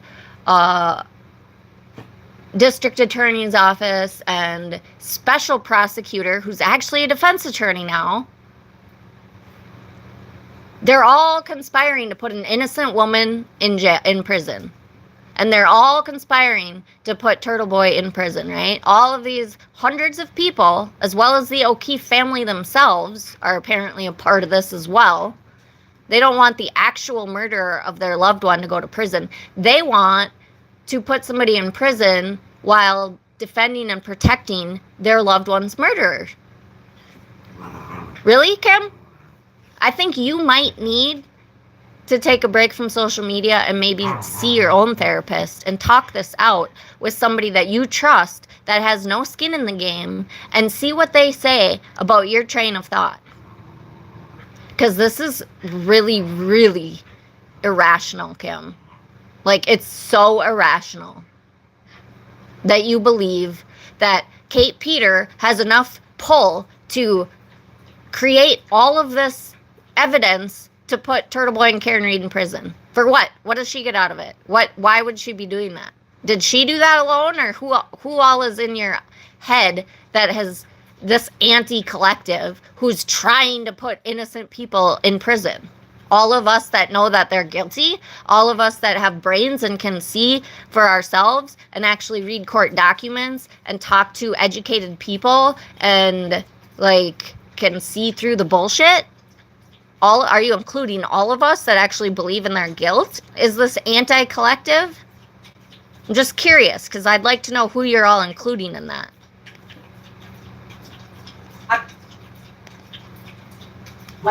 Risk her going to jail and being indicted on charges that are fabrications and have been made up by an anti-collective? And again, I also want you to specifically tell me what has been made up. What in either of their cases is fraudulent? What? I cannot sit by and look the other way. I cannot do it. You cannot call me out and say in subliminal messaging, which is not that subliminal, that I'm disloyal. I'm not good because I wouldn't go and do something. Oh, you're loyal, Kim. You're loyal to people that you don't know. You're loyal to criminals. You're not loyal to a person that is your friend, who you claim to love and adore and respect in Sean McDonaugh. Because he's not saying the company line anymore. You're going to be disloyal to him. You're loyal to Karen Reed and Turtle Boy, and that is it. Why don't you be honest with yourself? Anybody that is going to help prosecute criminals in Turtle Boy and Karen Reed being the criminals, you don't have their loyalty whether you love them or not. What if your best friend or your husband or your mother or sister or somebody that you care strongly for had evidence that they brought to the police against these two? Would you disown them too? Out of blind loyalty to people that you don't fucking know? That needed to be done, and yet then turn around and call Turtle Boy very bad names for doing a similar or accusing him of similar behavior. Because he's calling Turtle Boy very bad names. Have you watched Turtle Boy? Do you know the names that he calls everybody in the world? And quite frankly, Turtle Boy is all of the names that Sean McDonaugh is likely calling him. Again, I don't know what he's calling him, but he's every bad name in the book that I can think of. He's being accused of rape, Nurse Kim, but he tells you that it's bullshit, so you believe him. So you're going to discount the woman, victim, who actually didn't press charges, didn't want to press charges, but as the police were going through her phone, discovered evidence of rape. And they charged him against her pleas to not charge him because she didn't want his wrath. And she got it anyway because they gave him and his fucking dirty attorneys all of her personal information and discovery, which should have all been redacted and or kept from Turtle Boy, which again now at least Hank Brennan is preventing that from happening in his new requests for discovery, thank God. Because if that information comes out, we know it's coming directly from Karen Reed and or her attorneys. That's where the leak is coming from.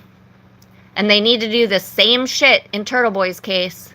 So I know there's issues with the special prosecutor in his case, which, by the way, Melanie Little in one of her last live streams was making jokes about, has anybody checked to see if he's alive?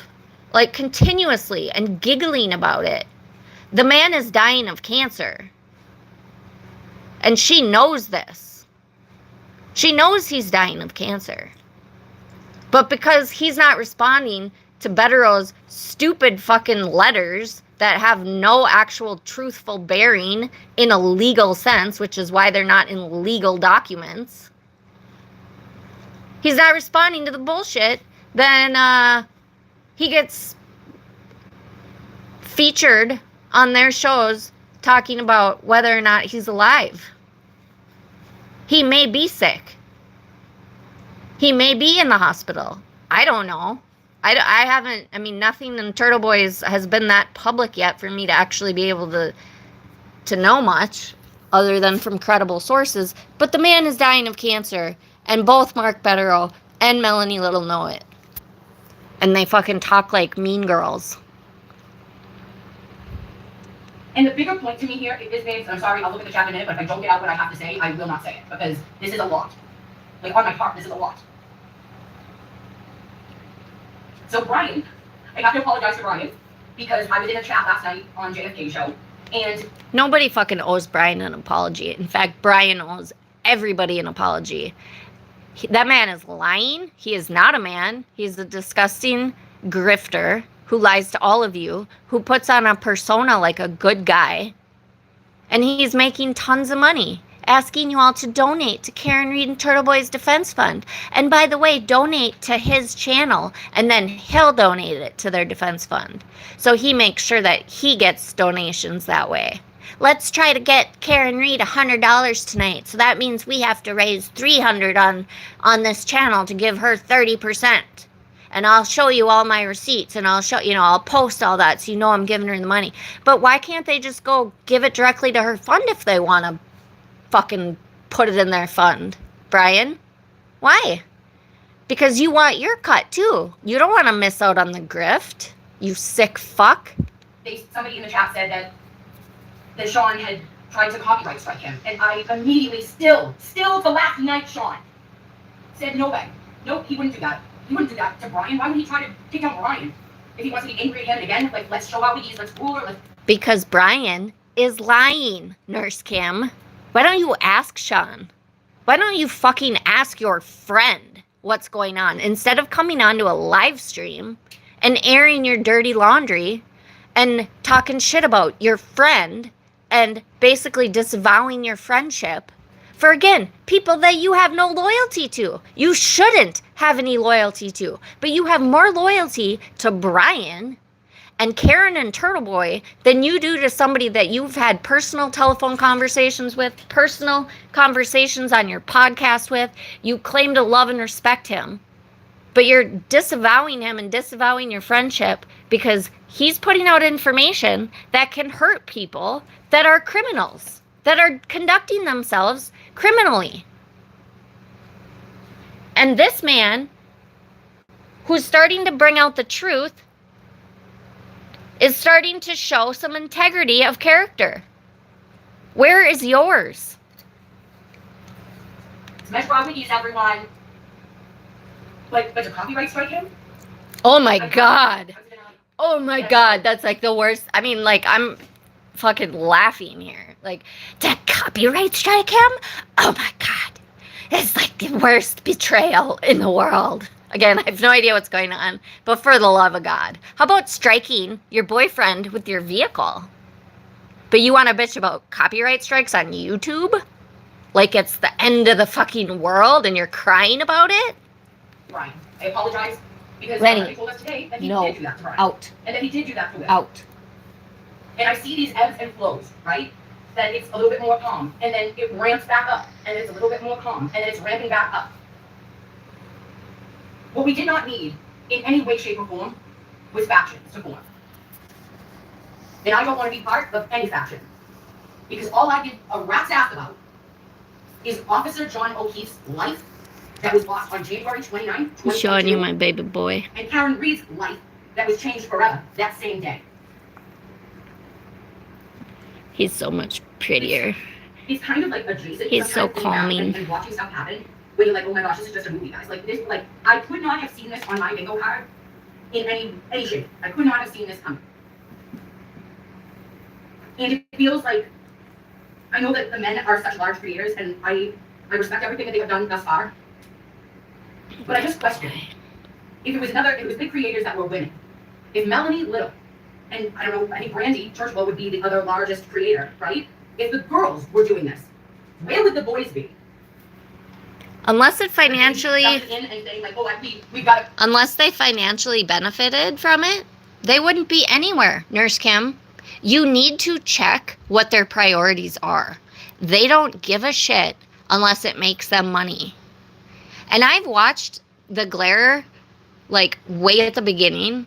And he used to be in a true crime community where he was very despised because he is such a vile human being. And even at the beginning of this case, and now I've just watched him I like stopped watching him completely because he literally makes my skin crawl because he does not have intelligence. He cannot speak a coherent sentence. The things that come out of his mouth are asinine. And it was like, and he's rude and awful and just everything that I don't like. So I hadn't watched him for like 7 months. And then he was on a stream that had something going on that I watched him again. And now he's like, I'm living in gratitude and I'm just ignoring all the noise and none of this drama matters and I love all of you so much. But by the way, I won't give you any of you the time of day. He literally says that, like, I have boundaries, but I love you all so much and I adore you. Basically what that means is he really doesn't he doesn't respond to people. I doubt that he actually even interacts with people like who comment on his videos and stuff. That's basically what I understood it to be, because he doesn't give a shit unless it's benefiting him, unless he's financially gaining from it. So by saying I have boundaries, which is good, we should all have boundaries, okay? It's to keep us safe and keep others safe. That's a good idea.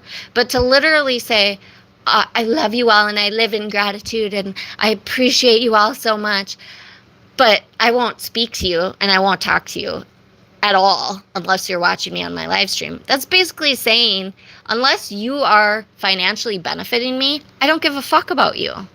But I'm going to sit on here and say how grateful I am. And I don't know if the man is in recovery, because I am in recovery and have been for almost 2 decades. And there's things that I've heard him say, like in these I think I've watched 2 of his streams recently, not the whole thing, I can't get through them, but some of them. And he says things that are straight out of the 12-step rooms. So I don't know if he's in recovery or something, but if he's truly in recovery and he truly is living a life of gratitude, I give him props. The problem is I don't fucking believe him, because I know that he knows that this is a lie.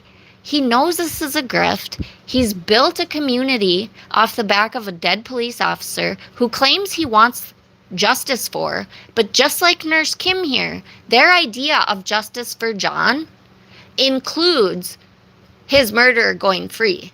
And because they are convinced and could never change their mind that Karen Reed is in fact guilty, they will not accept that her going to prison is actually justice for John.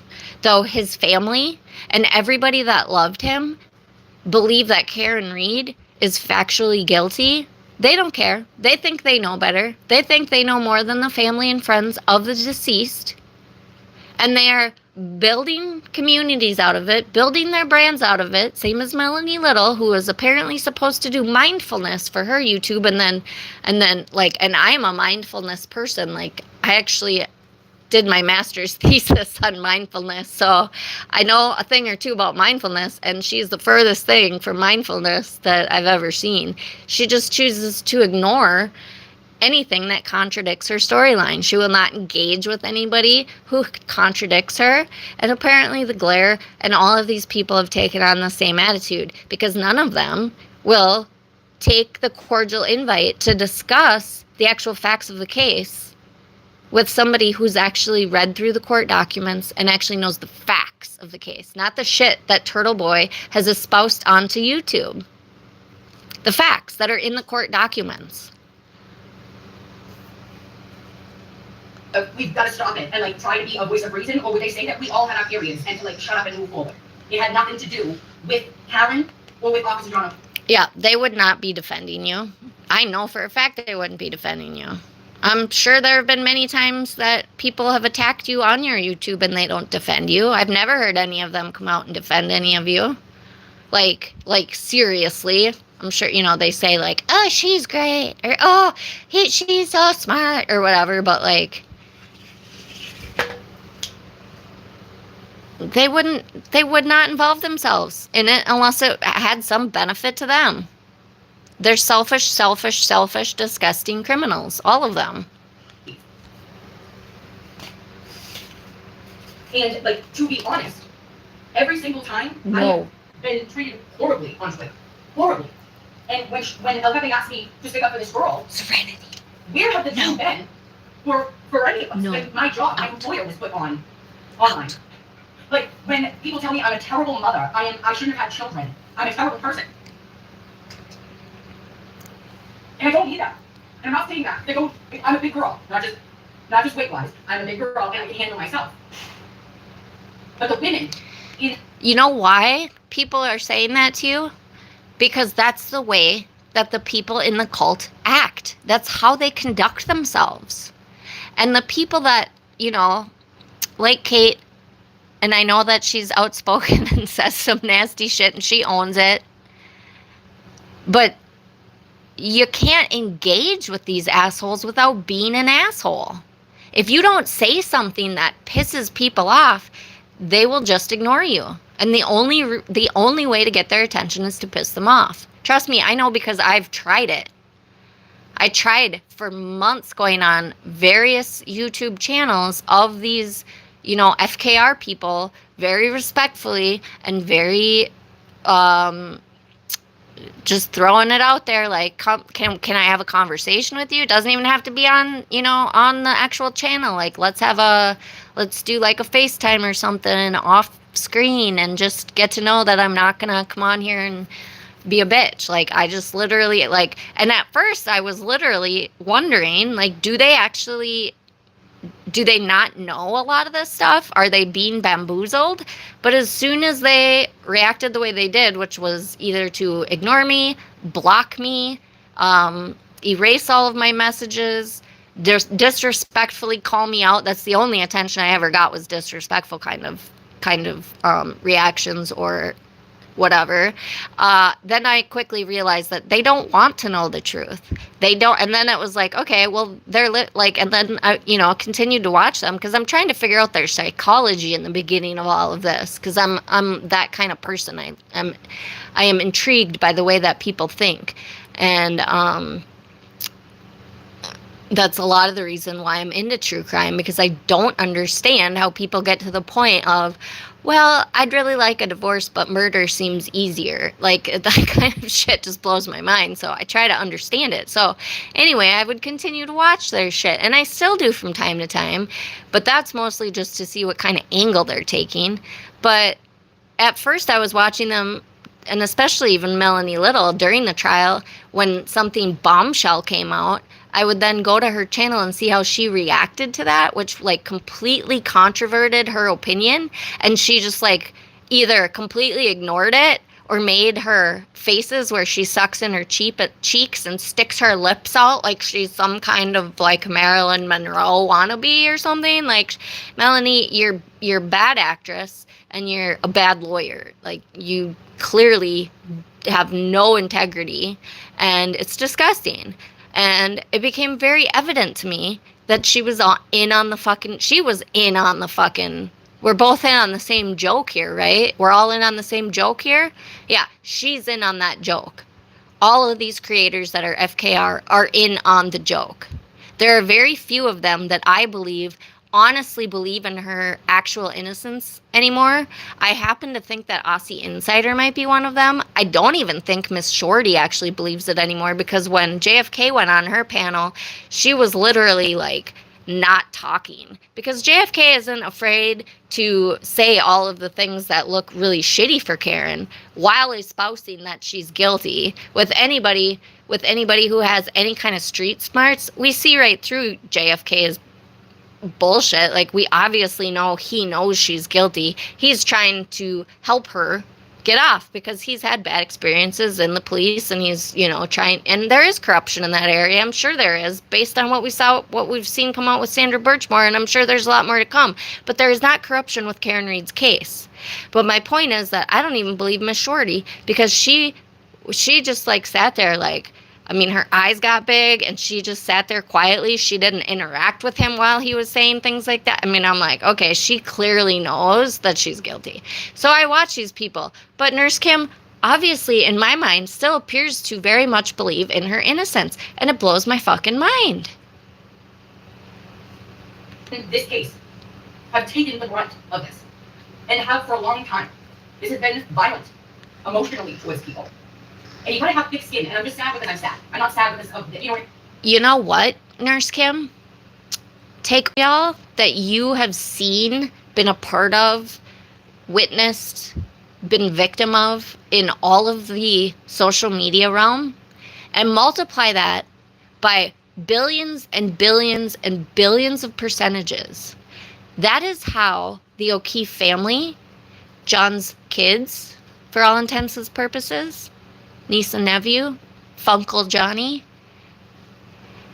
and all of the state's witnesses have been treated. Imagine an asshole like Turtle Boy coming to your house, standing outside your glass door with his phone recording the inside of your house, because the storm door was the only door that was closed. I think it was springtime or something. The weather must have been nice. He did this to Jen McCabe. And he's over there recording, and he puts it on his YouTube. He puts all their personal information on their YouTube. He confronts these people at their children's sporting events, calling them murderers with video rolling, and he puts it on his YouTube. But he's doing this in public. Imagine him doing that to you and your family, Nurse Kim. Imagine that. Calling you and your kids and your husband a murderer with zero evidence for years, putting all your personal information out on YouTube, and then getting thousands of ridiculously cultish people to believe all of that shit. They believe that you're the murderer and the person on trial is not. And they're booing you as you walk into court. Put yourself in their shoes, Nurse Kim. I really shouldn't have to be saying this shit to you. You are an adult and a mother and a wife. You seem to have compassion, but you completely dismiss all the bad behavior of the actual criminals and rationalize all of the criminal behavior and harassment and literal mental, spiritual, probably physical and medical abuse to all of these innocent people, teenagers, young adults, kids, mothers, fathers, family members, friends. Have you put yourself in their shoes? Because it doesn't seem like you have, to me, at all. You just say, no, I don't think that that's right that Turtle Boy does that, but Turtle Boy's the one that exposed all this, and so he should get all the glory, and he should not go to prison. I mean, really? You're justifying all of that disgusting behavior and then bringing a rolling rally to stand outside their house and scream at them that they're murderers. Hundreds of people. And Karen Reed gave him all of these people's addresses to go harass. And that is in evidence. So if you get the discovery documents, you can read it for your own damn self and actually educate yourself on the facts in both Karen Reed's and Aidan Kearney's case. Says, before you sit and espouse all of this bullshit and take up for them, the criminals, and dismiss all of their disgusting behavior because you want, for some reason, to believe that Karen Reed is innocent. She is not, and she is more than a criminal. She is a psychopath. Ask yourself, who could incite this kind of hatred to the friends and family of the person who was killed? Even if you were innocent. Just play out your little stupid fantasy that she is innocent. Let's say that she is. She's incited all of this hatred towards his family and loved ones and friends. Does that seem sane to you? Is that acceptable to you? Is it okay to you because you want to believe she's innocent? And because she, let's just say she could be innocent, that's okay? So every criminal that's on trial for any crime, you're giving them all the green light to go out into the world and harass and victimize and re-victimize their victims? Is that what you're saying? Because to me, that's what you're saying. I would love an answer. I'm just sad because I'm sad. I'm sad. I'm sad too. And you know who else is sad? John O'Keefe's family and friends. They haven't been allowed to fucking begin to grieve the loss of that, what seems to be nothing short of an incredible, beautiful soul that they lost. Because of, not only did they lose him, and all of this crap started, but they're just trying to keep their head above water to get through this crap. And I just found out today that apparently they have some sort of contract that they signed or something with the documentary to actually get the truth out through Gretchen Voss, who is, I hope, unwittingly, unknowingly handcuffing them to speak publicly, which sucks. Gretchen Voss, you need to be the O'Keefe's hero. Putting out a documentary, and no, they're not getting paid for it, but they signed a contract to not discuss it, apparently. This is what Roberta Glass said today, and she has good sources that I believe her.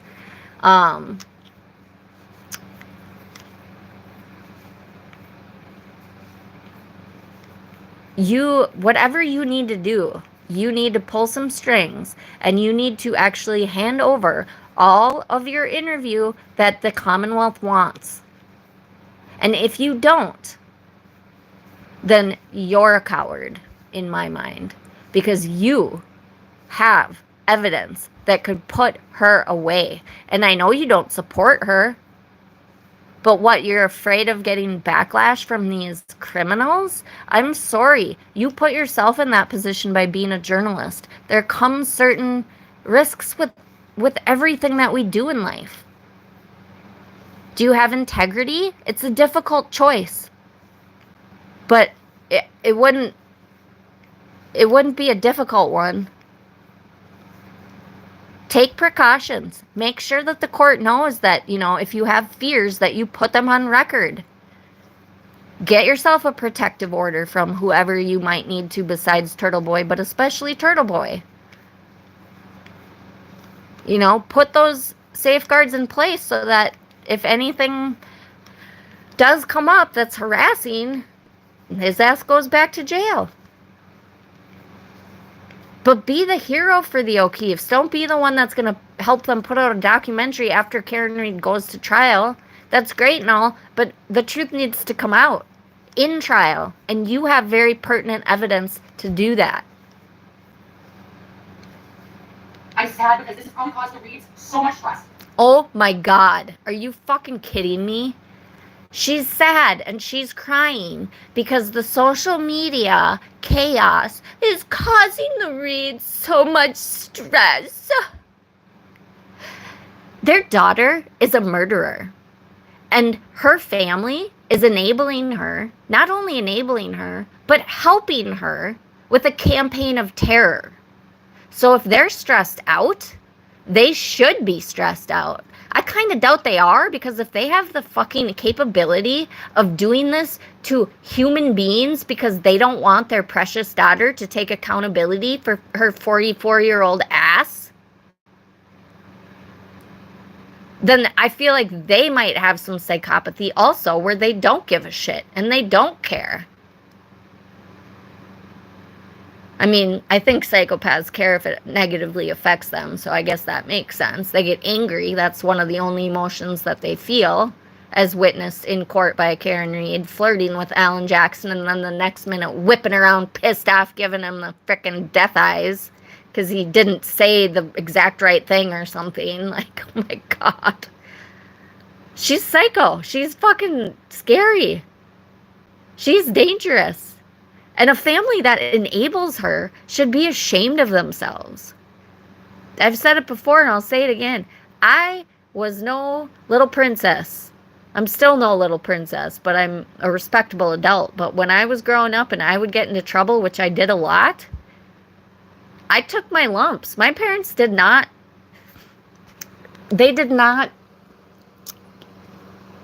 allow me to get away with my bullshit. In fact, I went to court a lot for drinking offenses. As I said, I'm an alcoholic in recovery, but clearly I was drinking at that time.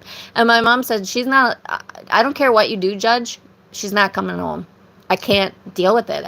I don't know how to handle her. I can't control her. My mom said that to the judge in the court when I was 15 or 16 years old. Okay? Because she wasn't going to let me get away with my shit. And my dad would do the same shit. If I got a speeding ticket, I lost my vehicle for as many days as the ticket was. If it was a $250 ticket, I lost my privilege to my vehicle for 250 days.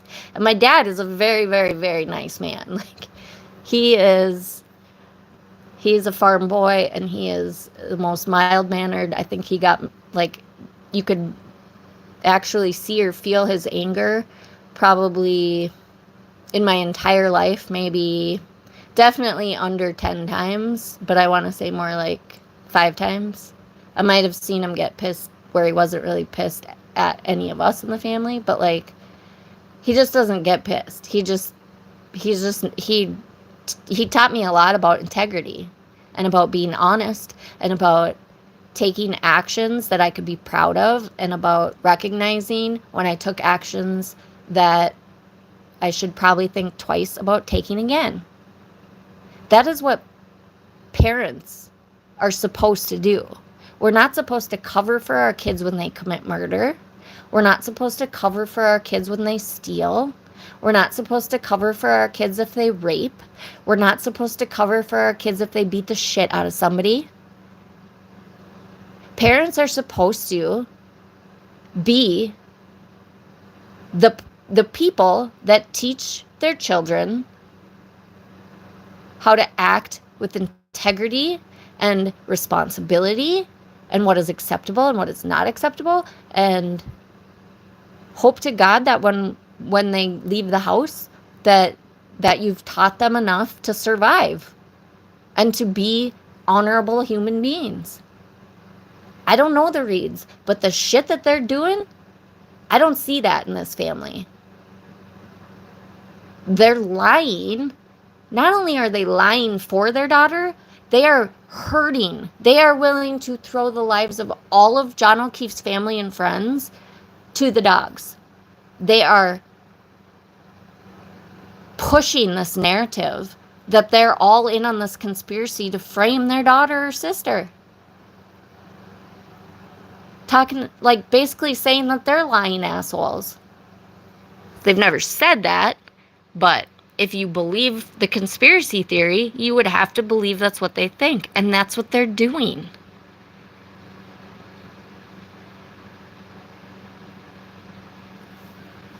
So, Nurse Kim, why don't you think about what the O'Keefe family and the children and the young adults that have been dragged into this, and the Proctors and the Alberts and the McCabe's. And I know you always talk about punching a Proctor like it's some joke, but I'm literally seriously asking you to get his records. You can do that. Look at what kind of police officer he was and make a rational decision about how you feel about him based on his entire career, not on a few text messages that you find distasteful about somebody who murdered her boyfriend. On his personal phone, by the way, not his work phone, his personal fucking phone. Again, civil rights violation. Please, Proctors, sue these assholes. Including Josh Levy, including Yanetti, including Jackson, including the Reeds. And quite frankly, the governor or whoever the hell else is throwing you under the bus. It's disgusting that they are not supporting you. And I called out the governor about that when she said that shit about that his behavior was, the governor was just throwing him under the bus again. It's like, none of these people have integrity. They just it made us look bad, so we're going to completely degrade him. We're going to demote him. We're going to take his job. We don't give a fuck. This has been a really good police officer who's never done anything wrong, but because we violated his civil rights and embarrassed the shit out of him in a court of law and potentially hurt this very important criminal case against a murderer of a really good Boston police officer, you're discounting all of that because you didn't like some of the text messages that he sent on his personal phone, and you're going to throw him under the bus. That's disgusting. And you all need to fucking take stock. I was sad because, Karen dealt with all of this when she was dealing with this motherfucker. You asshole. Calling her, You are such an asshole, Kim. Seriously. I want you to get his records, get the court documents, and then tell me why he is such a piece of shit that you want to punch all the time. And if it's only because he called Karen Reed a cunt because she murdered her boyfriend, then I would ask you, what would you call somebody that murdered their boyfriend or girlfriend in a domestic violence situation? And does that make you a piece of shit? And should we all punch you because you want to call a guy who killed his girlfriend in a domestic violence incident? You want to say that because O.J. Simpson killed his wife in a domestic violence incident, do you think he's a dick? I do. Do you want to punch me? If you think O.J.'s a dick, should we all punch you? Because you think that he's a dick for killing his ex-wife in a domestic violence situation? Is that what makes your character? Because you think it's disgusting that somebody killed their partner in a domestic violence situation? That makes you disgusting because you don't like that? You don't stand for that? You won't accept that people kill each other? That makes you disgusting? That's not very rational either, Nurse Kim. See you next Tuesday. Saying about her leaky balloon knot. That's the stuff, guys. That was all done. Oh my God. Do you know what Karen Reed did? She killed her fucking boyfriend. She ran him over in the street. Not over. She sideswiped him. Knocked him about 10 feet, not 30. Out of his shoe.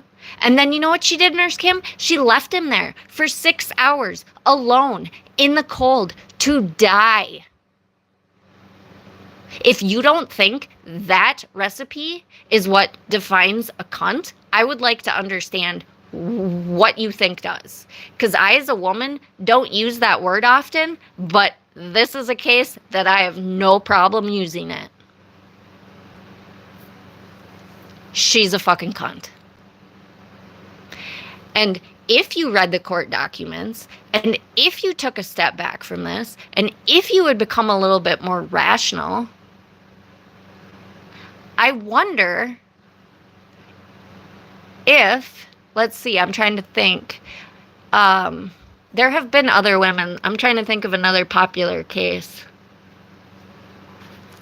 Amanda Knox killed her roommate, but you probably don't believe she's guilty. You probably think the Menendez brothers should get out. They fucking shotgunned their parents to death and went and reloaded and came back in and shot, like, pretty much completely obliterated their heads, their actual physical heads. But you probably think that they've served enough time for that, too. I'm trying to think of a female that I can't think right now because you're pissing me off so bad.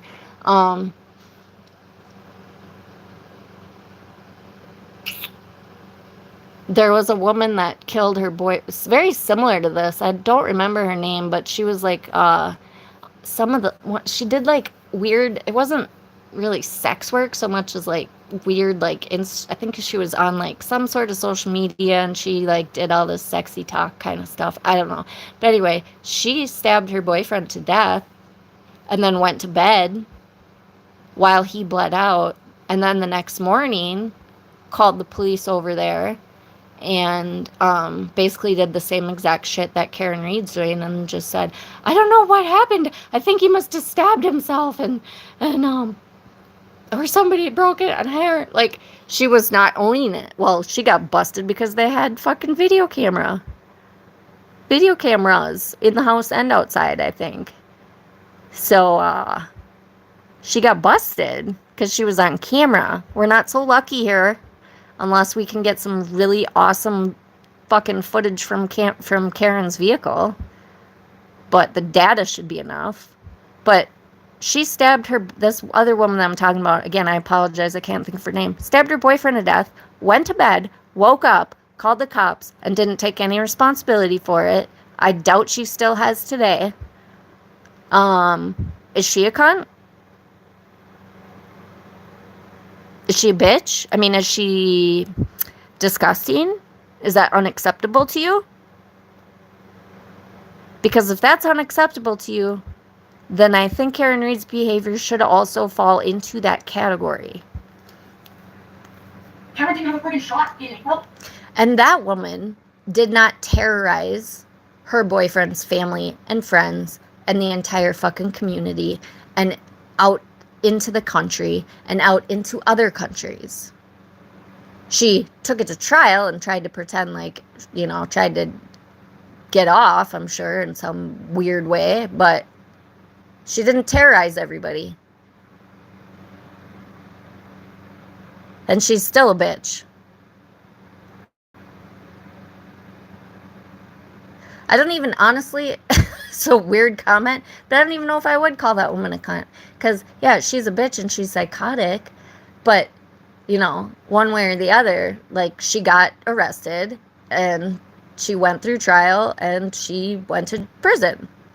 Like, okay. The reason Karen Reed is such a cunt, in my mind, is because of all this aftermath shit. And still to this day shit. Present day shit. But even more than that, I don't know. Probably yes, both of them are cunts. Because of the fact that both of them did what they did and then left them to die. Which is suffering for hours. So that's, I think, for me in my mind right now as I'm talking this through, that would be a see you next Tuesday. Because she was outside abroad. And she was so fortunate to have a family and to get Turtle Boys. She was outside abroad. Oh, I couldn't tell what she's Karen saying. didn't have a friggin' shot She doesn't have a shot because she's an outsider broad. She's a woman not from Canton. She's an outsider, so everybody in Canton wants to put her in prison because she's an innocent woman, and we're all gonna band together and try to put an innocent woman into prison and make all of our lives a living hell in this community. I'm speaking as if I'm the community, if you didn't catch on to that. That whole entire community is gonna make their lives all go through so much torment and bullshit to try to frame an innocent woman that doesn't affect their lives one way or the other. But Karen had no chance because she's just an innocent person, a professional 43-year-old woman who can't take responsibility for her own psychopathic behavior, is what she is, Nurse Kim. The tears you cry for her. Have you cried tears for the O'Keefe family? Didn't help. Because she was an outsider broad. And she was so fortunate to have a family and to get Turtle Boy support and to get Alan Jackson. And every piece of the puzzle had to line up to bring you here. Because the community, you are who matters. I don't matter. I do not matter.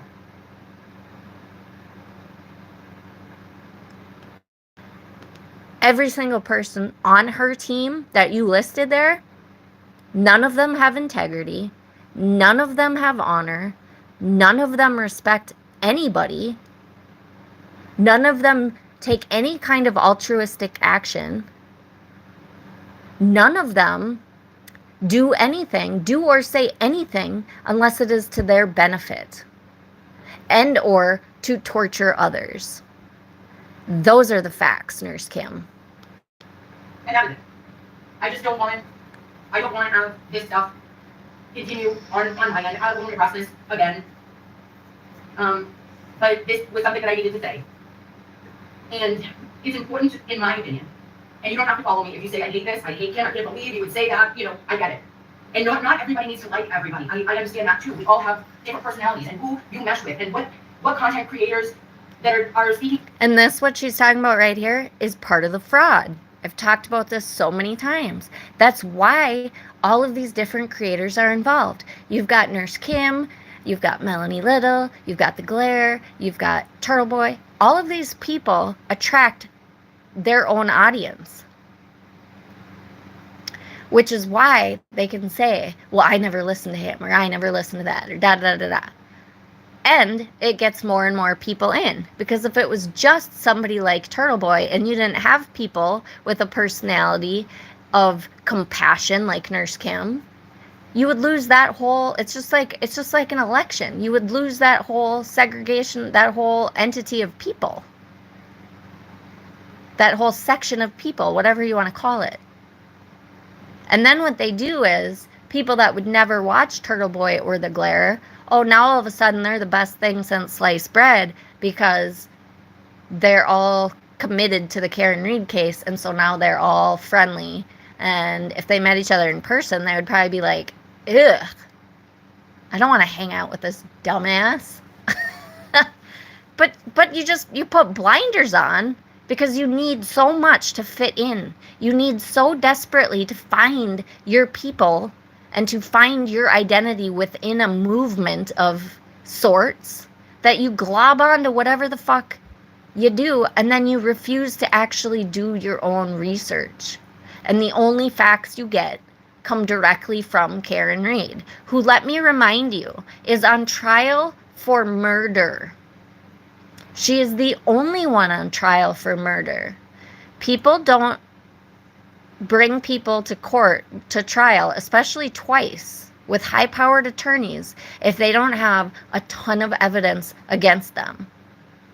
The government would not allow that. District attorneys would not allow that. They do not. There are many, many, many families out there who have begged and pleaded for district attorneys to bring people to court, such as what happened with the whole Barry Morphew shenanigan with his wife, who clearly, I mean, I think it's pretty obvious that she was killed. Her bones were now found in the desert, and I think we all know who killed her. But they didn't have enough evidence. Even though they arrested him, they had to, with prejudice, meaning that they could bring him back again when they got more evidence. But they didn't have enough evidence to bring him all the way through trial. And everybody knows who did it. There's so many families like that where they know who did it. The police know who did it. They just need to get more evidence because it's not a winnable case. And if the district attorney doesn't feel like you have a strong case, they will not let you bring them to trial. Much less twice. They know they have the right person. They would not be spending all of this taxpayer money that y'all bitch about. Yet you throw all your money at Karen Reed and all these little asshole creators. But you bitch about paying taxes to prosecute a murderer. It's so backwards. To you, and if you feel impacted by them. But okay, I think that's about enough. It sounds like she's probably just gonna stop with her rant. I've made it through about 20 minutes of this. 19 minutes. I can't go anymore. She's got 30 more minutes, 20 more minutes. Let's see. I've been on here for, oh my God, 2 hours. See, this was supposed to be a quick one. It's just never quick. This was 20 minutes. And it's been 2 hours, 2.5 hours. I just can't. Okay. For anybody who stuck with me through this, I love you. I appreciate you. Thank you. One of these days I will get my computer working again so I can actually see and communicate with chat better. But I appreciate everybody who does communicate in chat. I can see it after the live stream, and just I appreciate having a community that y'all can talk to each other into, because I swear on this side it's like I know how absolutely helpless that it can feel. I feel that, and I feel like when I watch Kevin or Roberta, I'm just like, oh, I feel sane again. Like I just need to hear somebody with logical sense communicate about this case, because it's really a simple case, and it's just exhausting to see all the bullshit going on in the background. And really, like, again, it wouldn't even be, I would not even give a shit about any kind of other bullshit that she wanted to pull if she wasn't hurting innocent people. She is continuing to hurt innocent people. Not only the family and friends and the people directly involved in this, but people like Nurse Kim, people that do have good hearts, people that they have completely brainwashed into believing their bullshit. And now they are going to have to come to terms with the reality in their own lives. If they ever do, they have to decide to do that. But, there's damage. They're damaging thousands, if not millions of people. That's why I talk on this stuff. And there's a few more reviews that I'm going to do. One about the LVCops. I'm dealing with some health stuff right now, so I don't know if when I'm going to be able to do that. But I really do want to do that, because that's another, there's, ex-law enforcement. And I have to call out these people that people hold in high regard because of their professions. We've got nurses, lawyers, police officers, DEA agent, who's now, I think, starting to see the light, all these different people that society as a whole wants to put their trust in, because they have these professions that we should be able to trust them. But they don't do their research. They hear something sensational, they glob on, and then they only get information from the lying, cheating, asshole side of things. And then they report on it as if it's fact, and they reach thousands and tens of thousands and hundreds of thousands of people. And again, which is hurting the lives of countless other people, especially the lives of the victim's family and friends and the people involved in this trial. And they need to be held accountable, if only to fucking think about their own actions. That's all I can ask for with my calling attention to them. But with that said, I'm going to try to get some sleep. I love you all. Thank you all so much for being here. Mwah. Love you all. Love and light. Smile at everyone you meet.